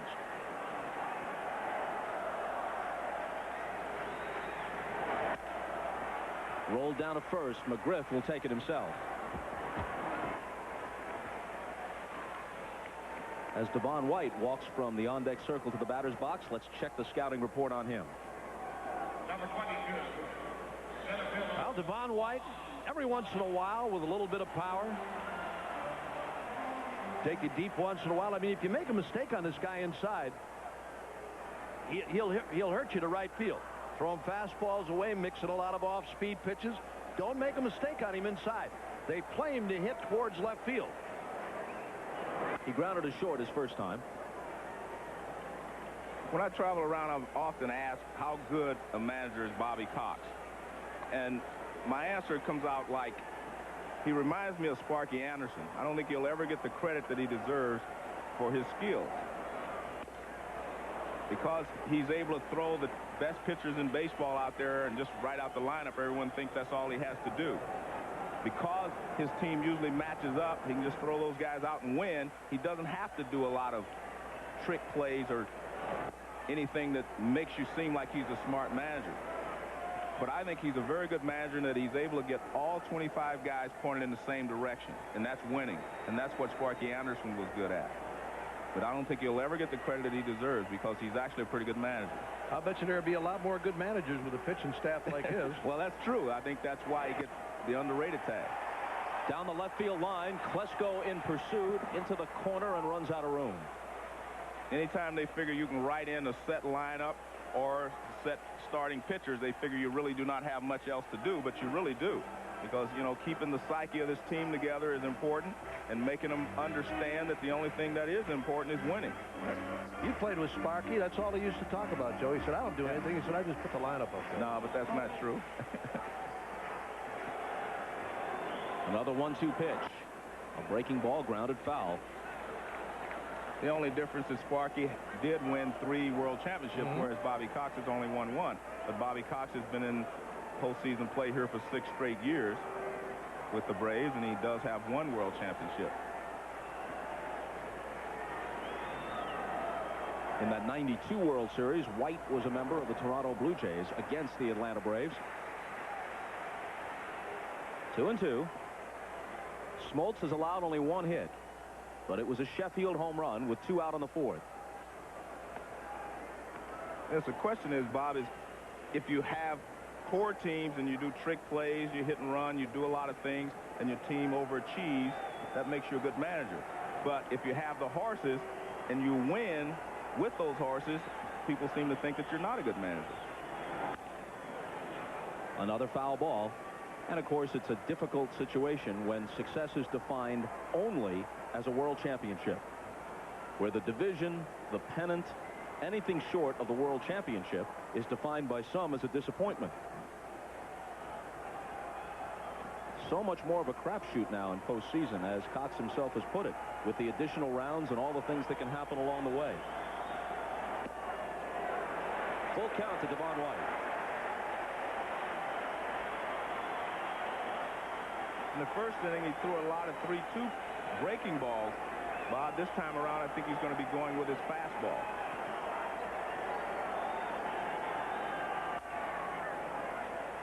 And White is able to hang in. Well, he got Renteria back in the opening inning on a 3-2 breaking ball, struck out Bonilla to open up the second on a 3-2 breaking ball. White's been around a long time. Angels, Blue Jays. Postseason action with those teams, and now with Florida.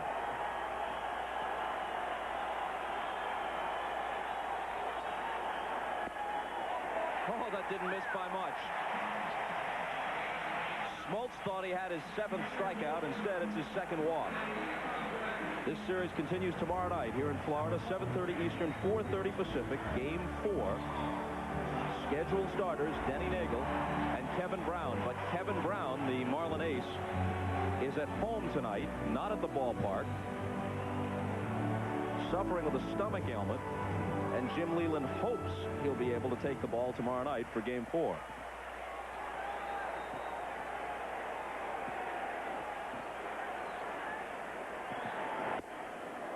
After the walk to White, a swing and a miss by Charles Johnson. The plan, if Brown is up to it, by Leland is reminiscent of the old-time situation where you pitch a Koufax 1-4-7 or a Whitey Ford 1-4-7 or Bob Gibson. 3 out of 7 games in the World Series. A lot will depend on the outcome of tonight's ball game. If Leland wins tonight's ball game, he may rethink his decision to start Kevin Brown tomorrow and may want to give him an extra day's rest. Javi Lopez was thinking about a throw in behind the runner, but then he lost the handle.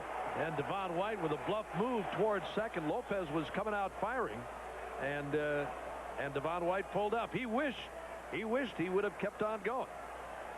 Watch White, about a 4-step run towards second, and then pulls up, expecting the throw from Lopez, but he dropped the ball. It takes 3 pitches for Smoltz to dispose of Johnson. Strikeout number 7. Number 30. There's that last sequence on Charles Johnson. Breaking ball down, fastball outside corner. Breaking ball down, see you later.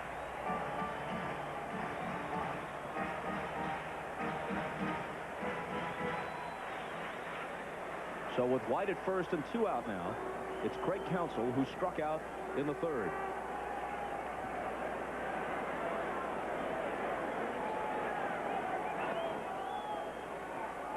If Kevin Brown can't go tomorrow night, or if he's willing, but after winning tonight, if that's the case, and if Leland decides he wants to give him an extra day's rest, then Al Leiter will be moved up.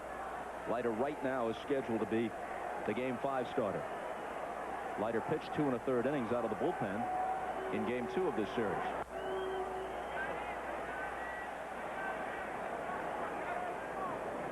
Strike one to Counsell. There's Al Leiter. Sheffield, who homered in this game, in front of him.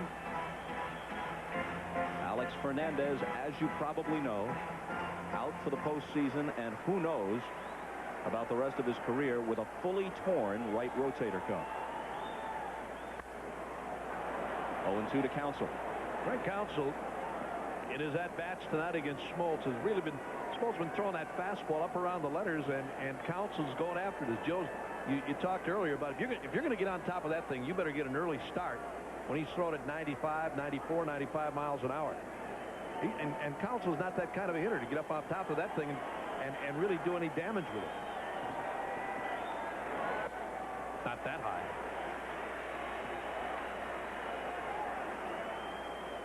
Saunders, the pitcher, on deck. So Smoltz would like to finish Counsell off and then look at an easy start to the 6th with Saunders leading off.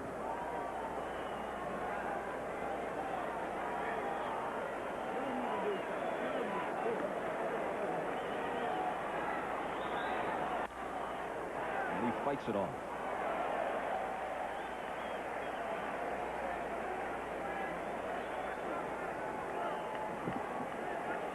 Well, let's take a look at this fastball from Smoltz.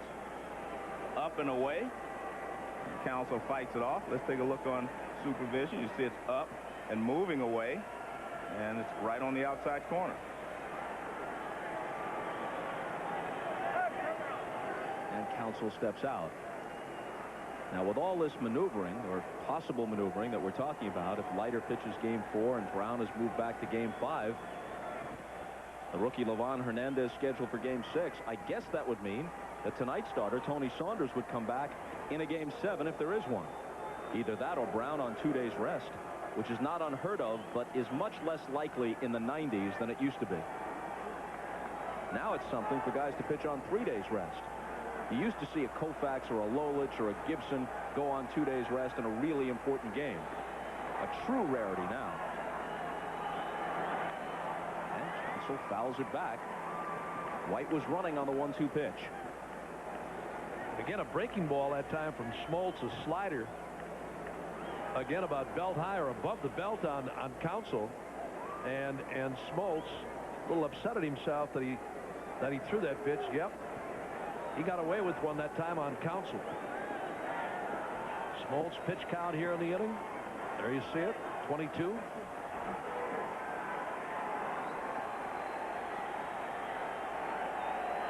White not going this time, down and in, 2-2. Smoltz doesn't seem to be losing any velocity here yet, but his control seems to be a little off. High sliders on Counsell. This one in the dirt. Nice block by Javi Lopez here. That's a splitter. And a nice block by Lopez to save a wild pitch. Fastball up again. White bluffs the go, and Counsell lines it into center field for a base hit. White around second, and the ball is kicked by Kenny Lofton, and both runners will move up.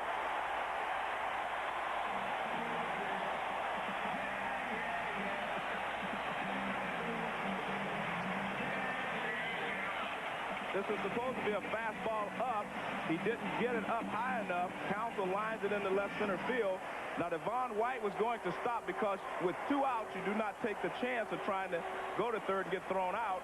After Lofton boots it, both partly because of that outfield grass being all chewed up, balls bouncing erratically out there.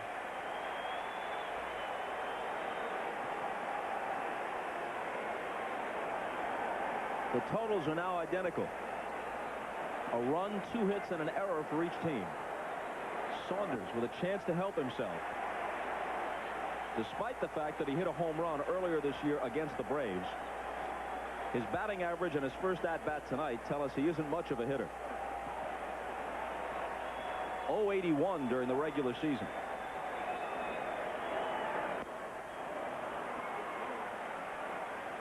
One and one.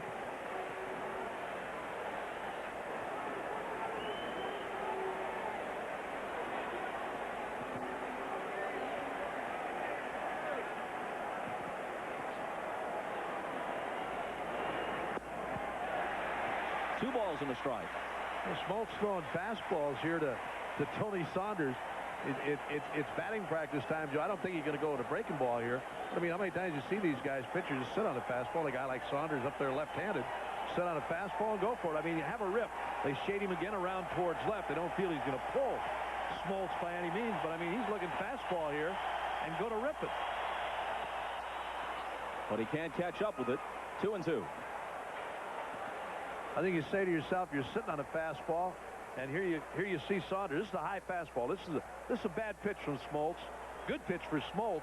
Bad pitch for Saunders. High and outside, he chased it. Trying to finish him off, and he does. His 8th strikeout through 5 innings. The Marlins strand a couple. It's still 1-1.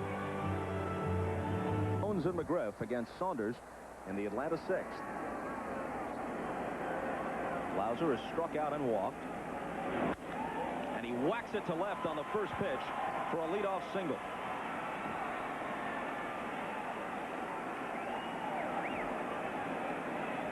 That'll bring up Chipper Jones, who sent a long drive to right, which was tracked down by Devon White in the first, and then reached base on an error when he attempted to sacrifice in the 4th. You got to stay in tight on it if you're going to throw him fastballs and sliders, and then you try to sink the ball away. He doesn't have as much power from the right side as he does from the left. Just one of his 21 1997 home runs was hit right-handed.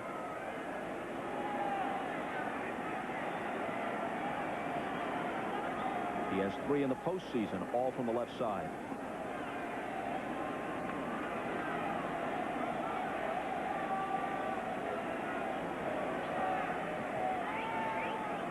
Saunders works to him, and ball 1.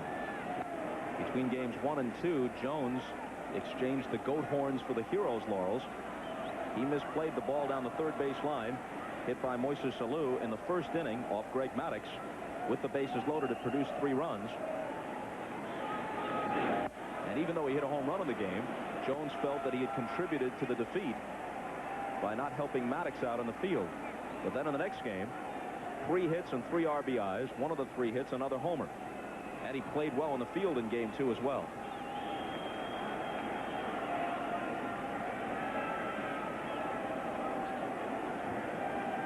Lauser at first. And a ball high to Chipper Jones. 3-0.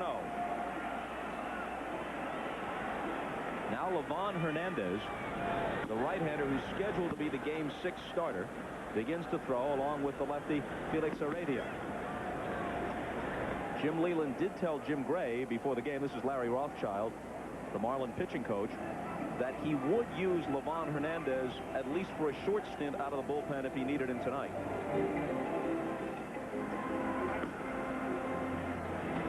Rookie from Cuba.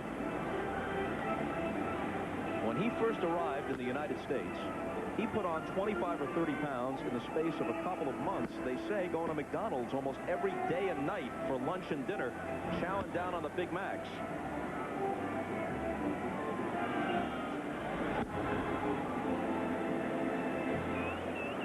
Look at the number 32 on his hat. That's obviously in tribute to his teammate Alex Fernandez. Well, we showed Moises Alou earlier tonight, prior to the game, as Chipper Jones takes a fastball outside, and Moises Alou talking with Hernandez, or Fernandez, I should say, and and really explaining, I'm sure, the feelings of the whole ball club. Jim Leland, we talked to him earlier tonight, Bob. He said really a tough thing. He's very upset about it, even today. So Saunders finds himself in trouble here in the 6th. Blauser led off with a single. Jones walks on 4 pitches, and now it's McGriff who produced the Atlanta run with a sacrifice fly to left in the 4th.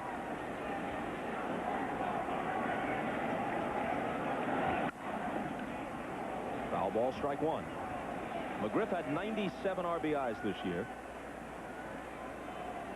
while hitting .277 overall with 22 home runs. It's the 7th consecutive year that he topped 90 RBIs, or express it a different way, 10 straight with at least 80. The 0-1 pitch hit hard and through the hole for a base hit. Blauser may be stopped at 3rd, and he will be. Sheffield with a great arm in right field. Now they've got Chipper Jones hung up between 2nd and 3rd, and they're going to tag him out. And it must be said that for 2 teams who qualified for the postseason, we've seen some very questionable base running in this series, Joe. You're right. I mean, just mistake after mistake. You can't run a runner off the bag. This is a base hit. Now, Chipper Jones has to make sure that Blauser's going to score. He can't assume he's going to score. You have to make sure. Dalton cuts it off. Now they do the proper thing. You run him toward 3rd base. So if they both end up there, you just tag him out. Good job from Sheffield of hitting the cutoff man.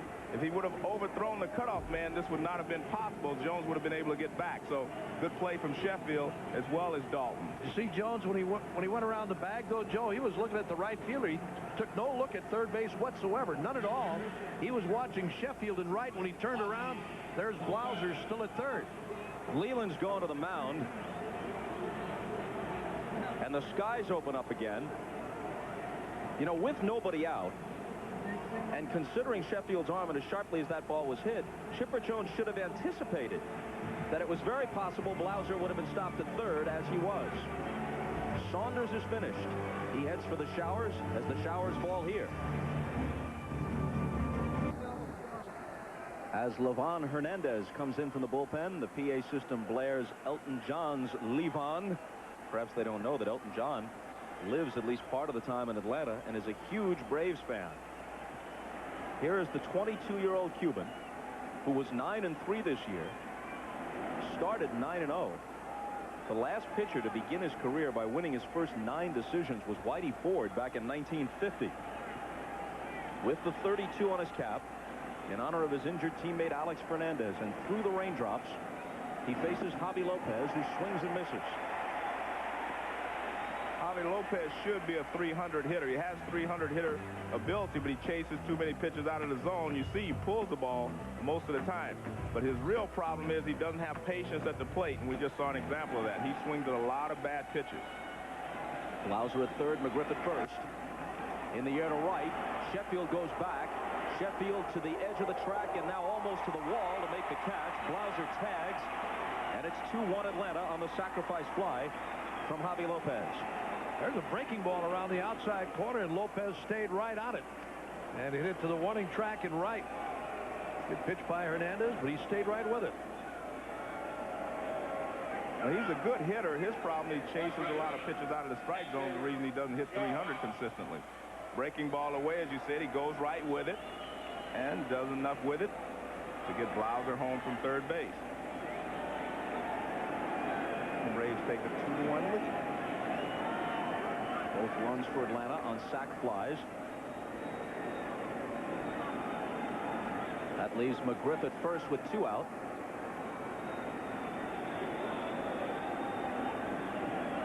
And the hitter is Andrew Jones.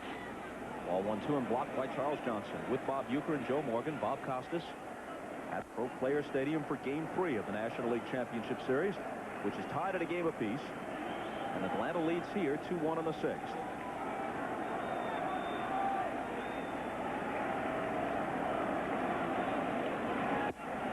Ball strike. Something that must really have Jim Leland gritting his teeth is that he let Tony Saunders bat in the bottom of the 5th when the Marlins had a threat going. They had 2 men on and 2 out, and he struck out to end the inning, and then just a few hitters later, he's out of the game. 1-2.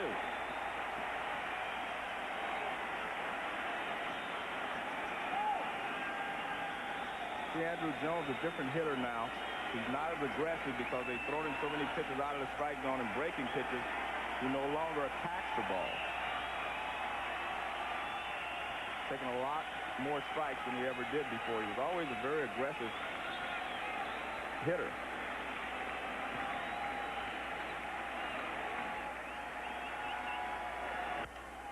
Broken bat roller toward the hole, and it's through there for a base hit.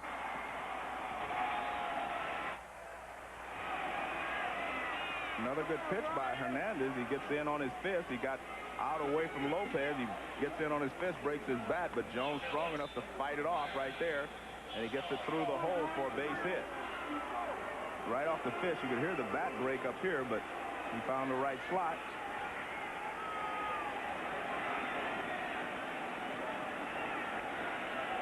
Klesko, who singled and popped out against Saunders.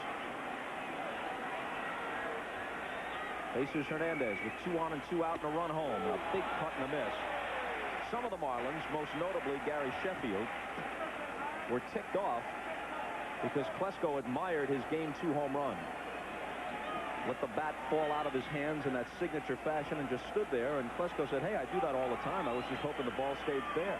No offense intended. But if they take offense, too bad. Dalton races to the bag himself. That finishes Klesko and the Braves.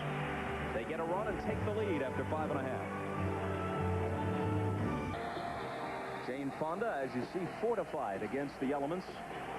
We're going to the bottom half of the 6th with her Atlanta Braves leading it here 2-1 with Joe Morgan and Mr. Baseball Bob Uecker. Bob Costas here for Game 3 of the National League Championship Series. John Smoltz back to work. He's allowed only 2 hits and struck out 8 through 5. And Cangelosi slices one foul to begin the bottom of the 6th.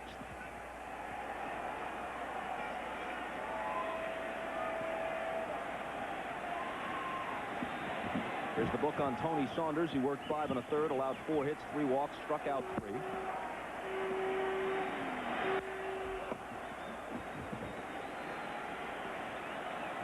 And is charged with the 2 runs, of course. The 4th inning run was unearned.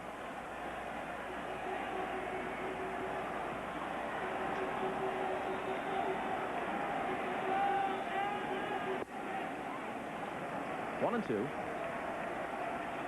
Well, Smoltz, as we expected tonight.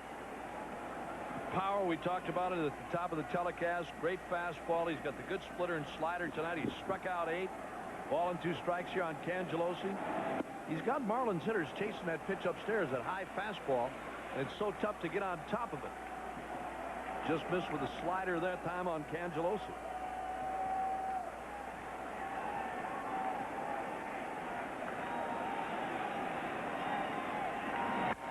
And the fastball is hit well to center field, but Kenny Lofton backs up and takes it.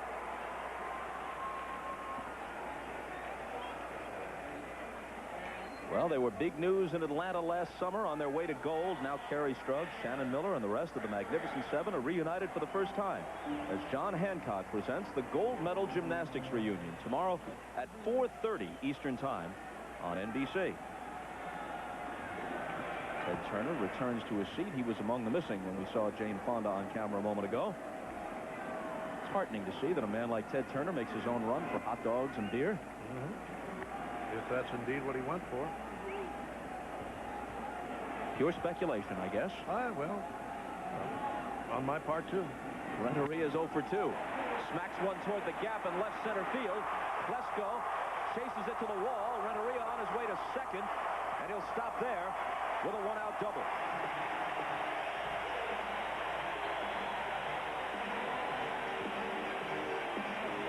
Good job there by the Braves outfielders. I mean, they corralled that ball very quickly. Klesko went over and held Renteria to a double because this ball was in the gap and he could have bounded away. Now watch him.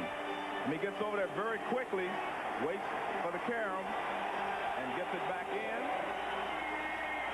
And they hold Renteria to a double. All the rain we've had here in the last couple of days, Joe, really killed that ball, too. When it got in the gap, you saw that big divot pop up, and it really slowed it down. Fans are on their feet because it's Sheffield's turn. Here's what he did last time. Over the scoreboard atop the fence and left, and that tied the game at 1.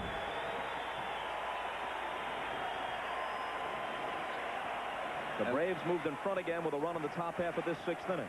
Well, Leo Mazzoni goes out to remind John Smoltz who can hurt him on this ball club and how they want to pitch him. Go back over the scouting report. And I'm sure Bobby Cox sent him out there to remind John.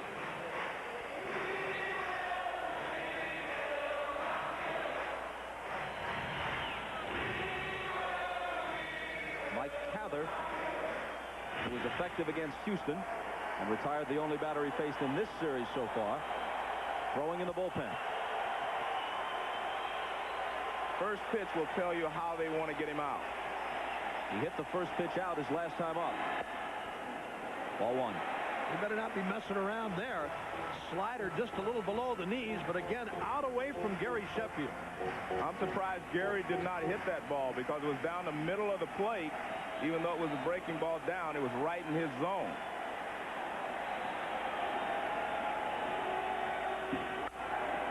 Fastball. Lofted down the left field line. Klesko coming over all the way from shortstop. It's Blauser leaning over into the bullpen and toppling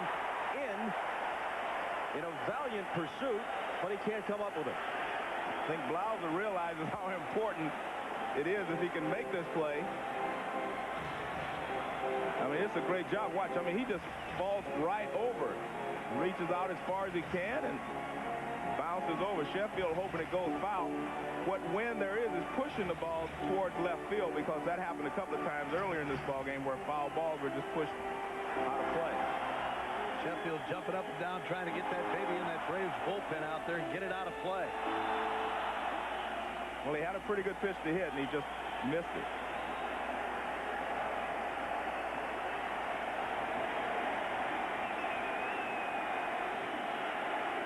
A man at second with 1 out, and Smoltz is 1-1 pitch. Misses 2-1.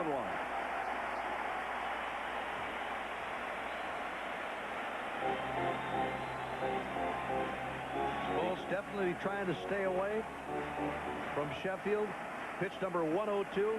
He jammed Sheffield his first time up. He made a great pitch on him with a fastball inside. Got that little comebacker to the mound. 3 balls and a strike. Renteria, who doubled, is at second with 1 out, representing the tying run.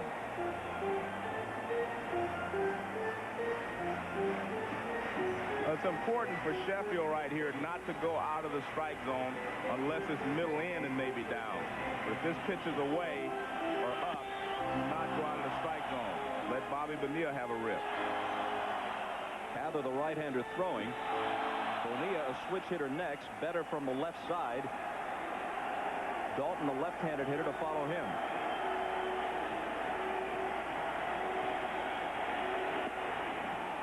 And Sheffield draws a walk.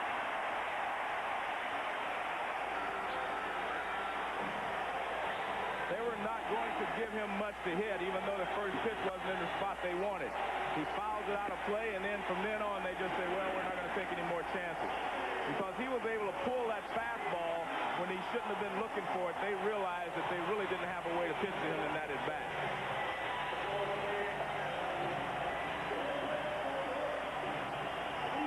Renteria at second. Sheffield at first. Bonilla, who's 0 for 2. And 0 for 9 in the series so far. Hits this one to deep left. Klesko back near the fence. Makes the catch on the track, and the runners will hold. There's a good fastball by Smoltz and a pitch out away. This is a good pitch. I mean, it's not a bad pitch for Bonilla to go after. It's right around the outside corner.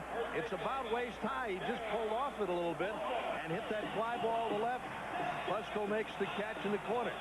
Well, let's see where this pitch was on supervision. You can see it's right toward the outside corner.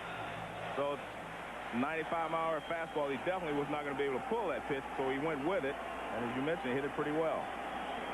And it's not a pitch that Bobby Bonilla can't handle, Joe. I mean, he can handle pitches that way and go that way and hit them deep.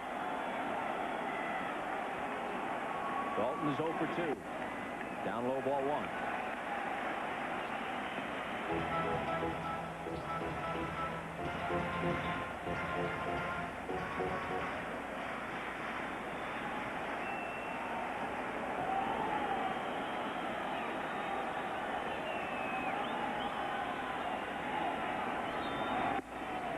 Lopez pegs it down to first, as Sheffield skips back.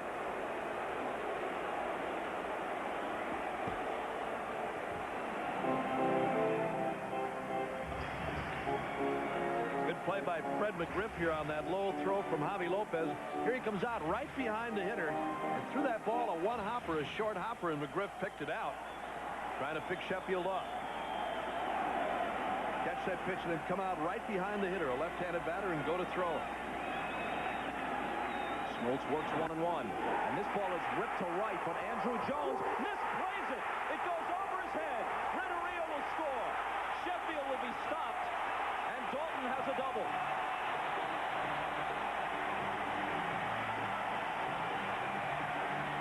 Sheffield was stopped because he couldn't run well. He was not running well. And you mentioned earlier the hamstring is still bothering him. This is a breaking ball that he hangs in the middle of the plate, and Dalton rips it. Andrew Jones is kind of caught in between. He doesn't have time to really get back. He thought he was going to be able to make it, but he can't get back there. That ball was just hit so hard, it took off, and it flies over his head. Now, the problem was that Sheffield just could not score, so he doesn't have time to really retreat because the ball was hit so hard. I think they were playing too shallow, to be honest with you. He really misplayed that ball. Yeah. No, he didn't get a good jump on that ball at all. He never broke when it was hit. Was hit right at him, and that's where the problems come in. When a line drive is hit right at you, it's hard to react on it. Devon White will get the intentional walk.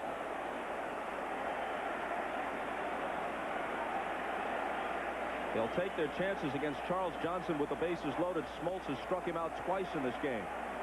But let's look at this inning. Cangelosi began it by hitting the ball hard to center field for the first out. Renteria smacks a double into the gap. Sheffield, as they work very carefully to him, walks. Bonilla flies out to the opposite field, but the ball carried to the warning track. Then Dalton scorches one over Jones' head for a double.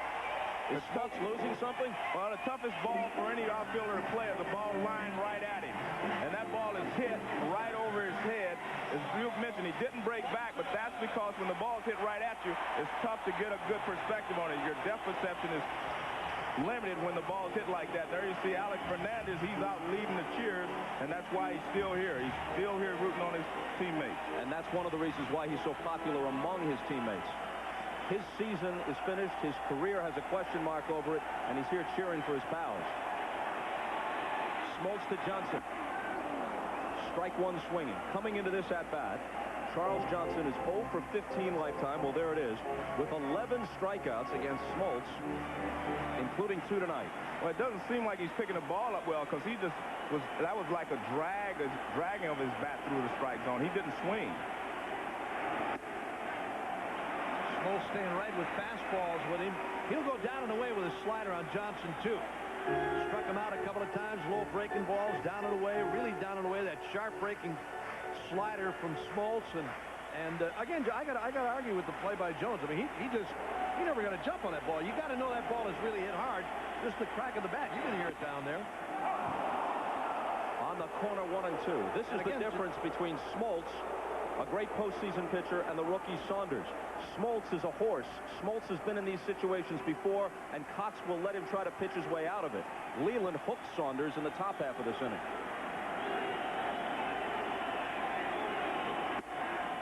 High with a fastball, 2-2.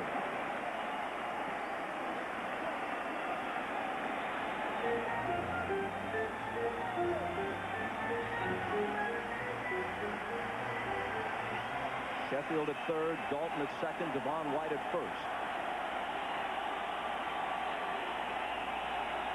And the 2-2 pitch. Well, Charles Johnson may not get another pitch like that the rest of the night from Smoltz anyway. Well, you see Bobby Cox scratching his head. That was a mistake. Wow. Hanging slider by Smoltz. Johnson has a heck of a rip and fouls it back. That's right down Main Street, right there. Belt high. Javi Lopez now wants Smoltz to back off. You'll go through a new set of signs. And one problem with trying to snap that breaking ball off, you have a runner at third, and you can't afford a wild pitch here either. Yep, absolutely. In the air to left center field and very well hit. Back into the gap, and Klesko's diving attempt is to no avail. 3 runs will score. There's a play at the plate, but sliding home is Devon White. On the double by Charles Johnson. What a time to get his first career hit of John Smoltz.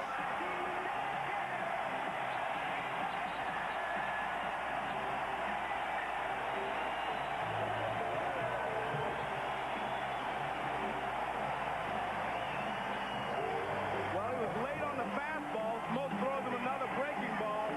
But again, I think he's aware of the fact he can't bounce it. So he throws it for a strike, and Johnson finds the gap.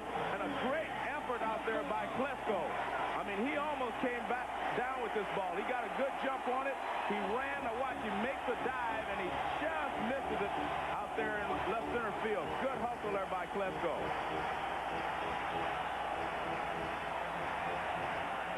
Now, how big is that miscue by Jones and right on the double by Dalton? Major play now. They'll walk Counsell to bring up the pitcher, Livan Hernandez. And one of the reasons they're leaving Smoltz in is because he is the second hitter next in the top of the 7th. And they're going to have to use a pinch hitter anyway, so he wants to get one more hitter out of him if he can. 4 runs home in the Marlins 6th. Turning a 2-1 deficit into a 5-2 lead.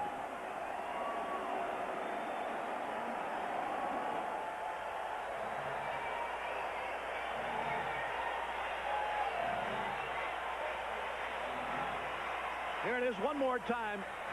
Klesko with a major effort just missed that ball. And I mean, he took a dive on the warning track out there. Beautiful effort. Look at that Miami bench. And look at Alex Fernandez. Yep.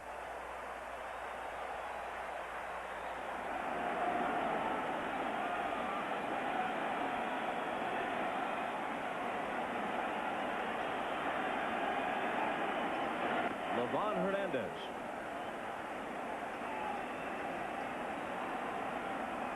Bobby Cox left muttering to himself.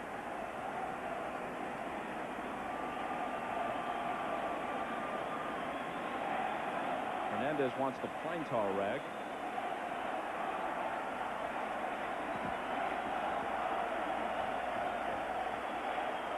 Coming into this inning, Smoltz had allowed only 2 hits and had struck out 8.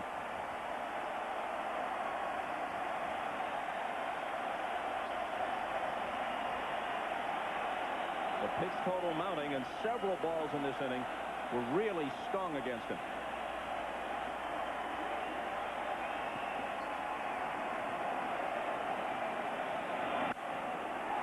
Fouled off down the right field side. Hernandez, and this is rookie season in the major leagues, hit 172 on 5 for 29.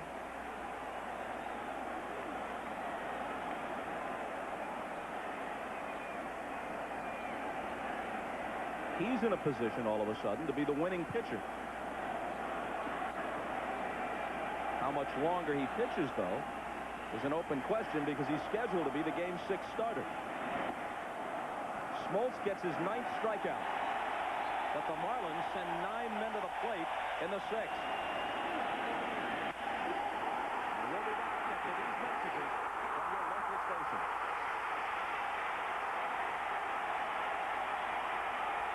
Tumbled hard, making the diving attempt on the double hit by Charles Johnson, which cleared the bases and gave the Marlins the lead.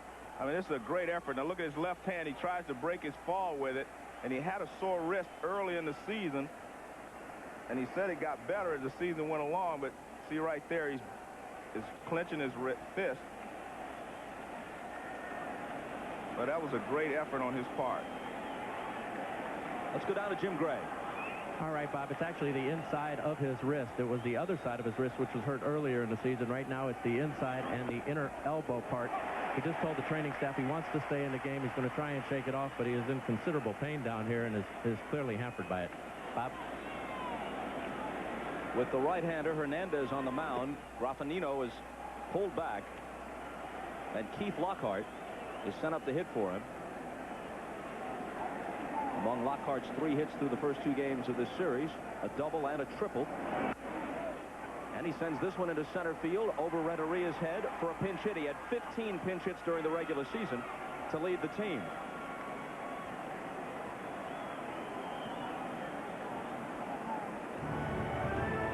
Don't forget the NFL on NBC on Sunday. The pregame show is at noon Eastern time. Chris Collinsworth has a visit with Jets running back Adrian Morrell, plus Paul McGuire from his hometown of Buffalo visits with the Bills All-Pro Bruce Smith.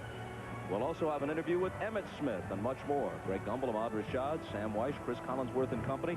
And it's followed by regional action, Dolphins, Jets, Bills, Patriots, Bengals, Oilers. Let me check that lineup again, Bobby. Let me check that lineup again. Check the game.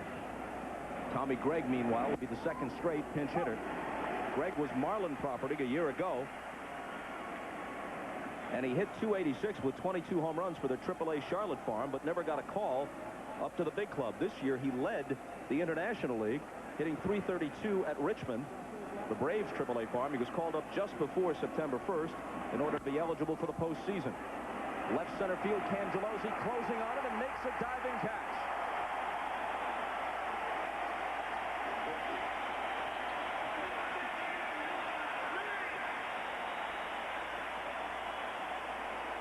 Here's that catch by John Cangelosi coming on hard. A beautiful grab.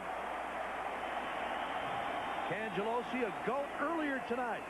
Jim Leland had a little talk with him after a base running boner, but there's a beautiful diving catch by John to take a base hit away. So they're going to have both Smiths on the pregame. Emmitt and Bruce, baby. Yeah. One's doing it, Paul McGuire. I'm checking it out. I want to see if Emmitt's going to score any touchdowns. I'll be there in person. I'm not checking it out. I'll be back Monday, Tuesday, maybe. I'll see you guys. We'll charter a plane for you. Lofton's 1 for 3.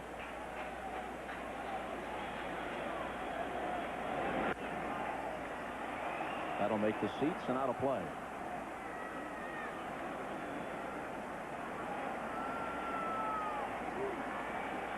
So Bobby Cox going to his bench here in the 7th. Lockhart delivers a pinch single, and Gregg almost follows with a hit, but Cangelosi makes a nice play in left. Inside to Lofton. A lot of people criticized the Braves' lack of reserve strength. They were 0 for 22 pinch hitting in the 1996 postseason. They've improved themselves in that regard this year. Well, especially from the left-handed side with Lockhart and Gregg. 1-2 pitch. Outside 2-2.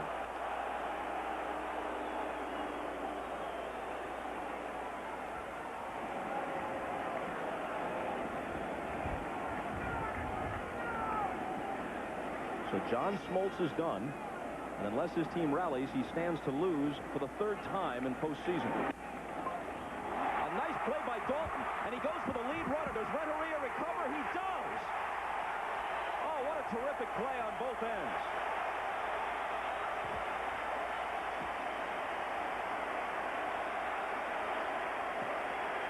Well, that's an excellent play by Conine. They've actually put Conine in at first base. You're right, Joe. He made a great diving stop, but he made the mistake of really, this is a mistake. He should just take one at first base. Trying to make this play could have caused a lot of problems, but you have to give Renteria a lot of credit. You see, he reaches right there. He tags Lockhart as he stepped on the bag, and he was called out. Lockhart might have been in there, Joe. I think Renteria made the tag late. Watch Lockhart's foot. Great play by Renteria to save the bad throw from Conine. I think Lockhart's in there. And again, Gregg may have been blocked out on the play by Renteria. Watch this. He's in there. It looks like he's in there. He gets the bag, then is tagged by Renteria, tumbles over the bag, and Eric Gregg gives him the out call. So Blauser now with 2 out, taking a strike. Yet another bad base running play, though. He should be sliding here. Absolutely. I mean, if he slides, there's no tag at all. I mean, ground ball, slide.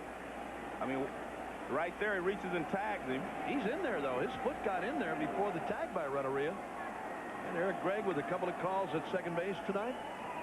So Dalton had delivered a big double in the bottom half of the 6th and then was replaced for defense by Conine at first base. Here in the top half of the 7th, that slipped by us, and it was Conine who has sparkled with the glove in this series, immediately turning in a terrific play. He's been with the Marlins every year of their existence, their brief existence, dating back to '93. The 0-2 pitch.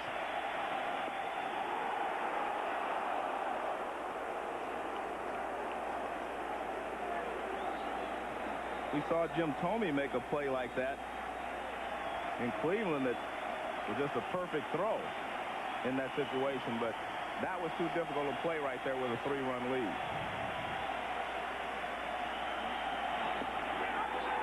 Got him. Hernandez finishes Blauser on the Braves in the 7th.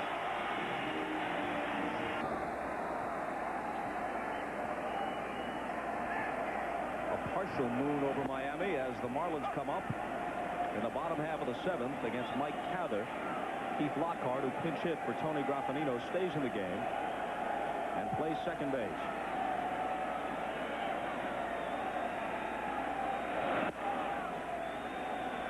One and one to Cangelosi, who's 0 for 2 with a walk tonight.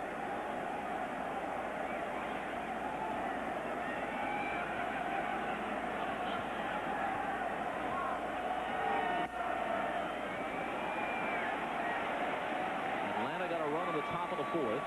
Florida tied it on Sheffield's homer in the bottom half. The Braves took the lead again with a single run in the top of the 6th. But then Florida scored 4 times in the bottom half. 5-2 Marlins. In the air to right, Andrew Jones again with a little bit of an adventure. But he's able to make the play this time. An NBC original event, Halloween weekend, 3 Legends of Evil. 1997, an NBC original event. November 2nd. Make sure the doors are locked.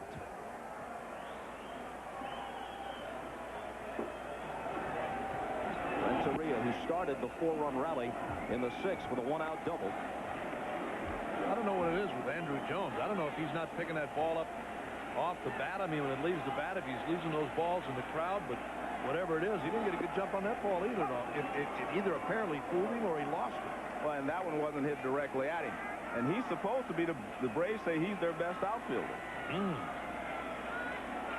Not tonight. Looks like you'll have another chance here. And this one's routine.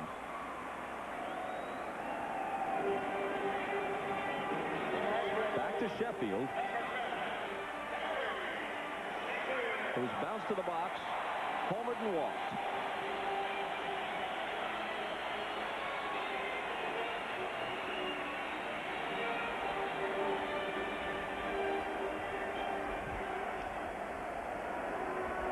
Even though they got out of Atlanta with a split, the Marlins had only 1 earned run in those 2 games and just 9 hits in the 18 innings.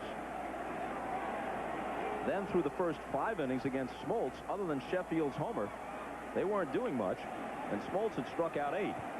But the bats came alive in the 6th.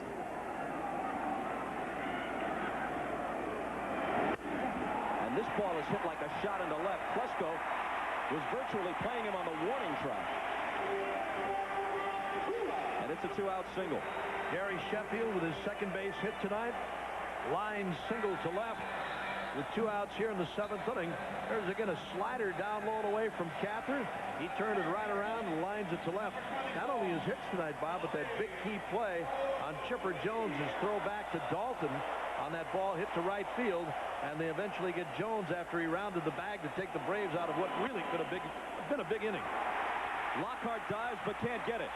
Bonilla has a hit. Sheffield stops at second.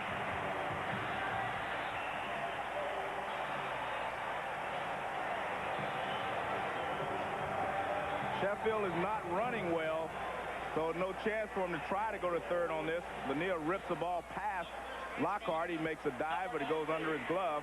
As you see, Garrett Sheffield is just trotting around. He may have a tough time trying to score on a hard single because he's not running well. I just think he told Bobby Bonilla, don't be running up my back. I'm not running that well. Don't run up my back on a base hit or something in the gap. If I'm not going to score, don't be running up my back. Conine's first at bat of the night. He goes to right field. Jones makes all 3 putouts. Singles by Sheffield and Bonilla in the inning, but they're both left on. It's 5-2 Florida after 7. The new pitcher is the durable and well-traveled Dennis Cook. His pitching numbers are fairly impressive, but not as impressive as his hitting statistics this year. His batting average for the season was .556, admittedly in only 9 at-bats, but he was 5 for 9, including 2 for 2 as a pinch hitter. One of those pinch hits won a game here in August against the Braves in the 12th inning. And for his career, he's a .276 hitter. I hate that. I know one thing, he's done a good job in postseason. Chipper Jones is the first hitter to face him in the 8th. So that really burns you up. I hate that. When a pitcher is a lifetime .276 hitter. Quit reading that. When a pitcher's got 76 lifetime points on you.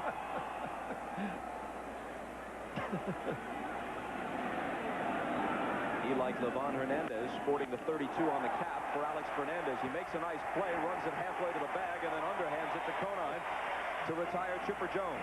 I don't know if he knew he had it right away, but he did. He had to take a second look. This ball is hit pretty well by Jones. One hopper right back at Dennis Cook. Watch this reaction. He knew he got a glove on it, but he didn't know it was in there yet.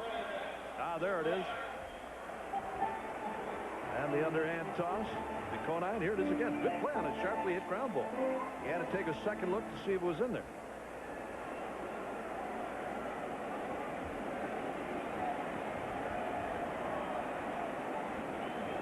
Now Freddie McGriff, 1 for 2 with a sacrifice fly, facing Dennis Cook, who turned 35 a week ago. He's with his 7th big league club, speaking of Cook. Bad enough you got to face a left-hander, and for a guy who normally doesn't do that, Dennis Cook just dropped down sidearm style on Freddie McGriff. Normally you don't see him do it on the first pitch. Normally after a pitcher gets ahead of a guy or gets ahead of a hitter, you'll drop down once in a while, but he did it the first pitch.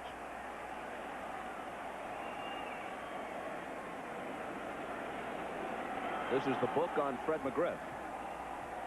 Well, he likes the ball out over the plate. We pitch him inside, off the corner inside, in fact. And we try to throw him sliders off the plate, and he will chase him sometimes. And the left-hander basically the same way. Fastballs in and give him a chase a breaking ball away on occasion. Foul back. You know, that likes the ball out over the plate is pretty much dead on for everybody. Pretty standard, huh? I mean, if you like it under the plate, you ain't going to play much in this league. Well, I think Gary Sheffield likes it middle of the plate in. Oh, yeah. Like it out over the plate. Yeah, there's a few guys, but I'm saying for the most part, right, everybody likes it right down the pipe. Look at Cook's cap. That's that nasty, sweaty-looking thing made popular by John Wetland in last year's postseason with the Yankees. Sticking with the same cap from spring training right on through October. 2-2. The best-looking thing on the cap is the 32. That was put on there tonight. Hey, that's his lucky cap. Don't knock it. I don't know if that's sweater, just a couple of more Marlins that he tacked on there.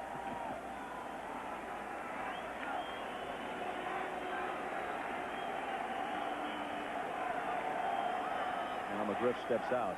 Cook perpetually wears the expression of a man who can't quite believe what's going on.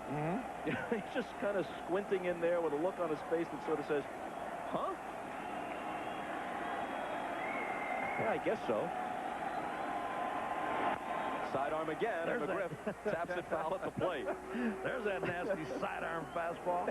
Hey, what's going on, man? It's bad enough. Stay up on top. Look at this. Sidearm nasty fastball. And what's even worse is those guys that have that big curveball, that big sweeping sidearm curveball, Joe. Here it is again.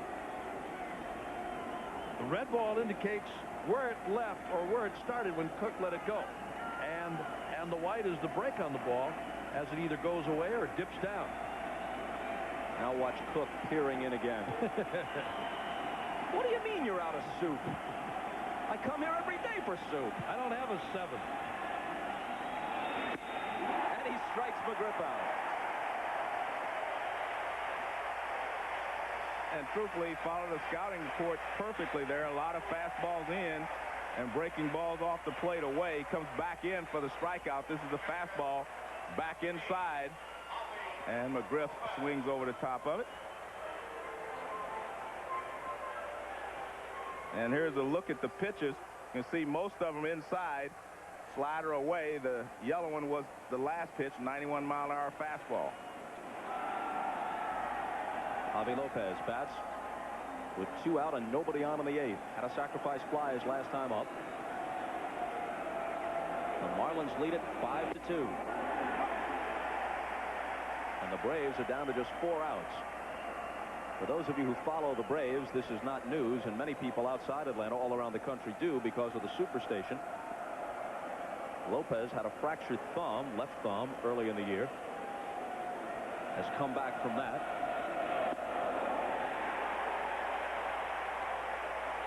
To hit 295.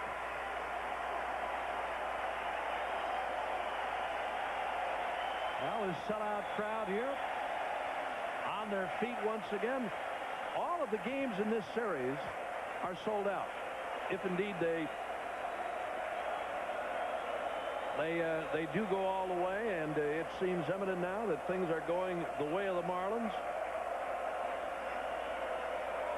Could wrap it up. The Braves are fighting for a win in this game tonight.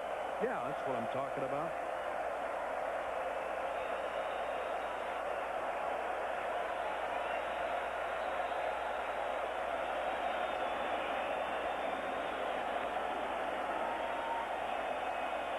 Marlin fans mocking the Braves with a tomahawk chop. 1-2 to Lopez. Javi hit 23 home runs to go with his .295 batting average.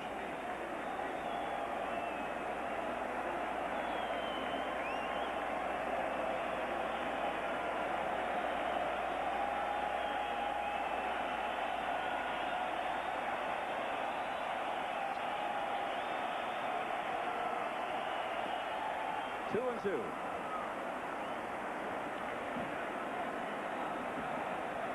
And Dennis Cook hit the deck that time. He slipped a little bit as he tried to hit the outside corner with his fastball. There it is. You see it. That little tailing fastball that all left-handers have, and Cook hits the deck as he slips. Pitch missed outside.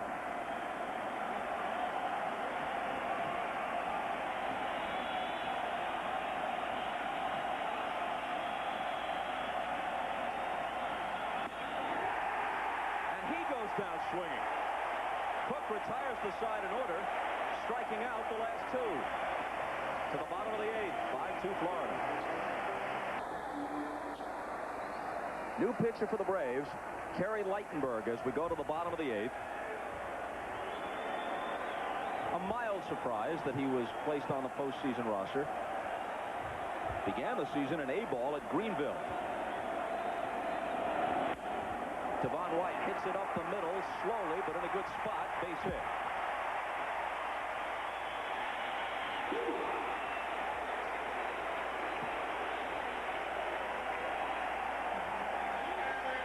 For the first time since winning Olympic gold in Atlanta, Kerry struck Shannon Miller and the rest of the Magnificent Seven are reunited as John Hancock presents the gold medal gymnastics reunion. That's tomorrow at 4:30 Eastern time. Following that, we're back here with Game 4 of this series, 7:30 Eastern, 4:30 Pacific.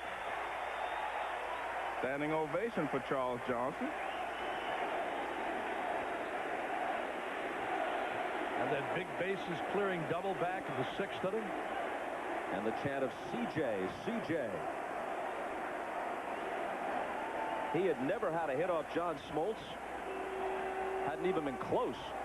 11 strikeouts in 15 previous at-bats. Here he tries to sacrifice and fouls it back. But what a time to come through as he doubles into the left center field gap.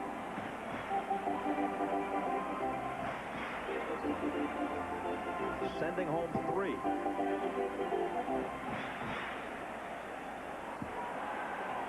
And snapping the 2-2 tie. That's where we stand now, 5-2 in the bottom of the 8th. I'm a little surprised that Leland attempted to bunt there, because you got Counsell up, and then the bottom of the order, you know, the pitcher spot, who is probably pinch hit for, but you're not going to pinch hit for Counsell because he's your best defensive second baseman, and the Braves have a left-hander warming in the bullpen, and Johnson can put this game out of reach. A ball and a strike.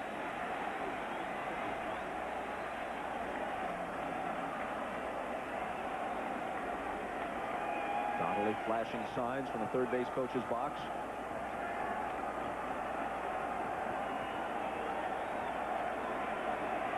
Chipper Jones in on the grass. McGriff holding White at first.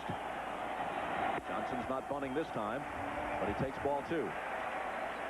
See, with one swing of the bat, he can break this game wide open, so I'm a little surprised that you'd play for 1 run in this situation. Johnson hit 19 homers during the year. Might you not send White here on a hit-and-run play? He takes off, and he gets the bunt down, so this will work. Out at first, and White moves on to scoring position. Well, he had him moving, Joe, on the bunt attempt, and again, you take a chance there. A ball popped up. You take a chance on doubling up the runner, but Johnson executes perfectly, and Devon White winds up at second base. And he also told Moises Alou to get a bat. Jim Eisenreich has moved into the on-deck circle. With the pitcher spot due, they'll turn to Rob Nen to close this thing in the 9th, no doubt. But just in case they should switch to a left-hander, he would have Alou available, and he could pull Eisenreich back. Jim Leland told us before the game he was available. He said he watched him hit up in the cages, Bob, and said he was okay. Talking about Alou. Counsell's 1 for 2, plus an intentional walk. Alou probably would have started tonight against anyone other than Smoltz, but he had no success against John. And John Cangelosi, meanwhile, was 10 for 19 lifetime against Smoltz.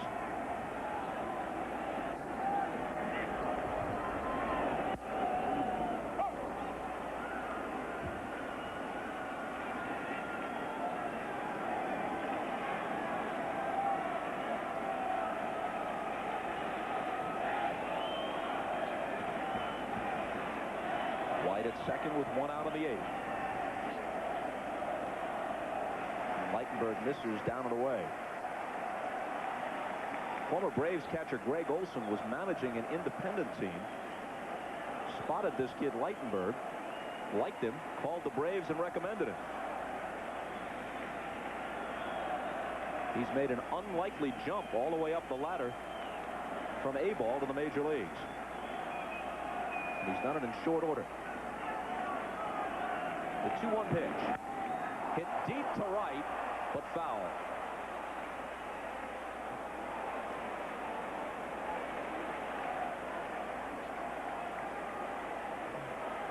Craig Counsell on an inside fastball. Hit it foul. He knew right away as soon as he hit it, he knew where it was going. There you see it right down Main Street. And I mean right there.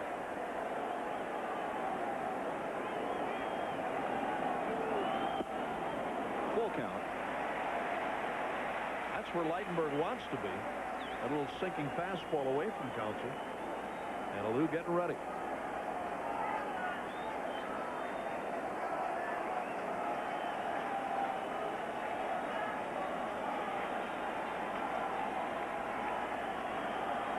Eisenreich, the potential pinch hitter, waiting on deck.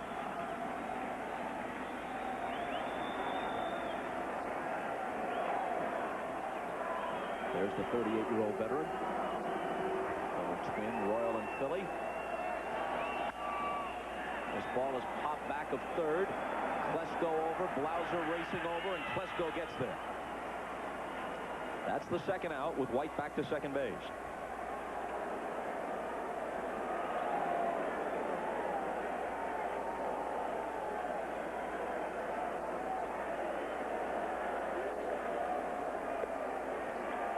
Eisenreich has turned back into the dugout. And here comes Alou.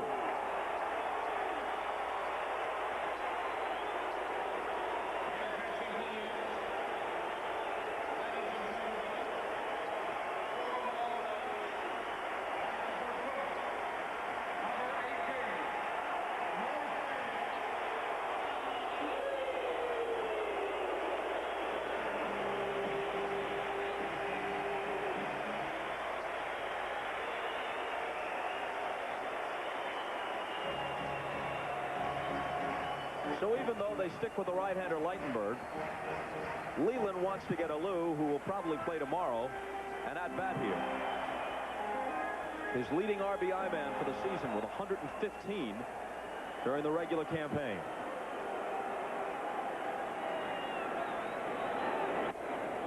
Ball one. Be able to tell on his first cut, Joe, whether that thing is bothering him at all or not. Didn't chase that low outside slider.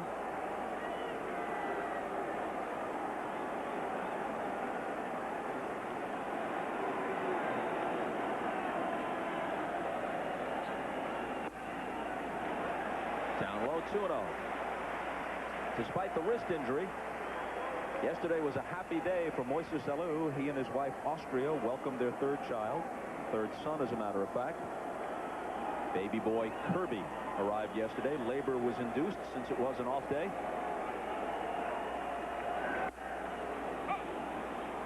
Two and one.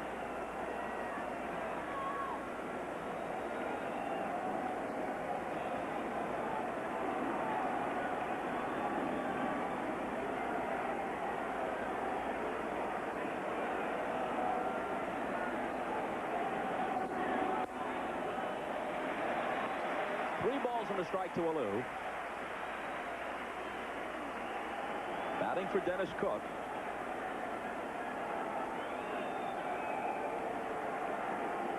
Marlins leading 5-2 in the bottom of the eighth.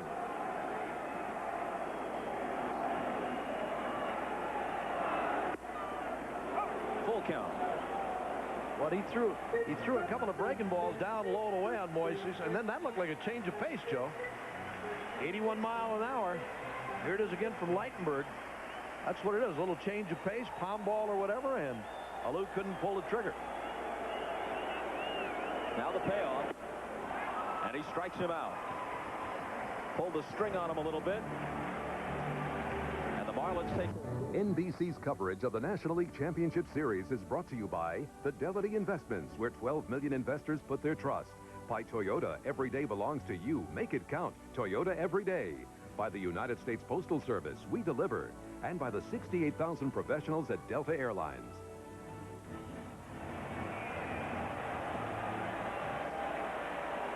Rob Nen asked to close it here. Just about untouchable against Atlanta this year. Michael Tucker pinch hits for Andrew Jones, the starter of the ninth. How about the job by Dennis Cook again tonight, Bob?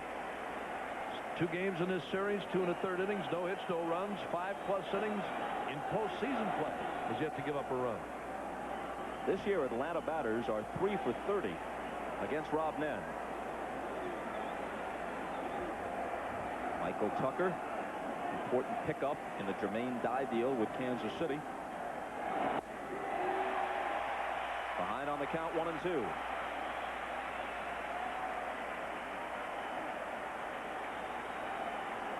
Keith Lockhart also came over to join Bobby Cox's team, and a deal swung with Kansas City by John Schuerholz, Jermaine Dye, and Jamie Walker going to the Royals. The 1-2 pitch. He lays off, and it's 2-2. Bobby Cox really has to be upset with the way that they played. Not only, the mistake by Andrew Jones, but the base running of Chipper Jones took him out of a big inning. They've made a lot of mistakes in these first 3 ball games.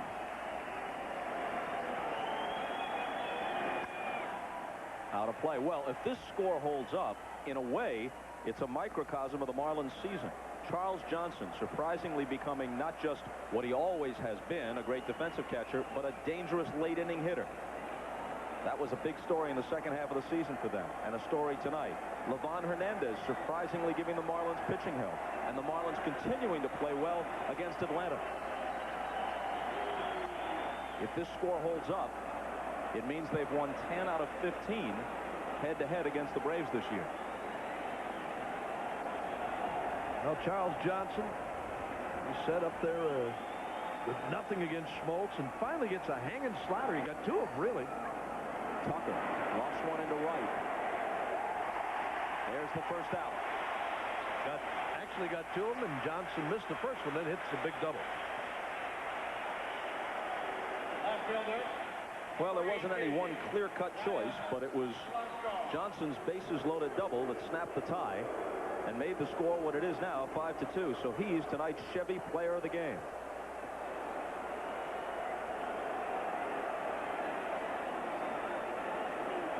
Ryan Klesko, who's 1 for 3. High and away for a ball. Rob Nen was a starting pitcher for a long stretch in the Rangers organization. And in the early 90s, he was on the disabled list 7 times while Texas property, and eventually they just gave up on him. Found his role as a reliever and has become one of the game's best.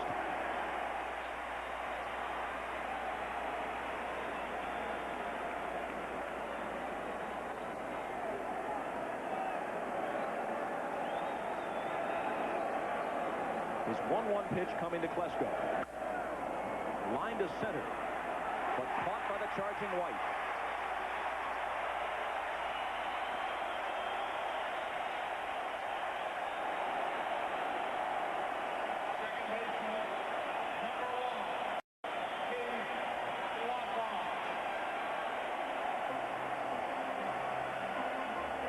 The Braves are 1 out away from going down 2-1, but remember, in last year's National League Championship Series, they trailed 3-1 to the Cardinals and won 3 straight to take a trip to the World Series.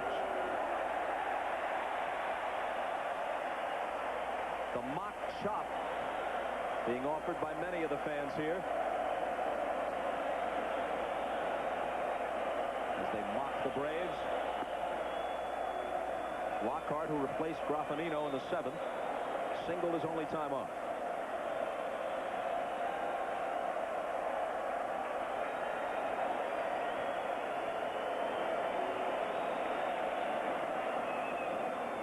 Two and 1.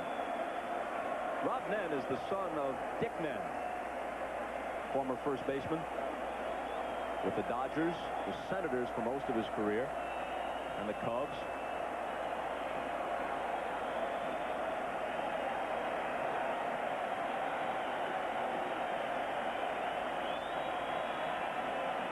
His 2-1 pitch to Lockhart. In the air to center field. Devon White is waiting. The Marlins have won 2 out of 3 from the Braves.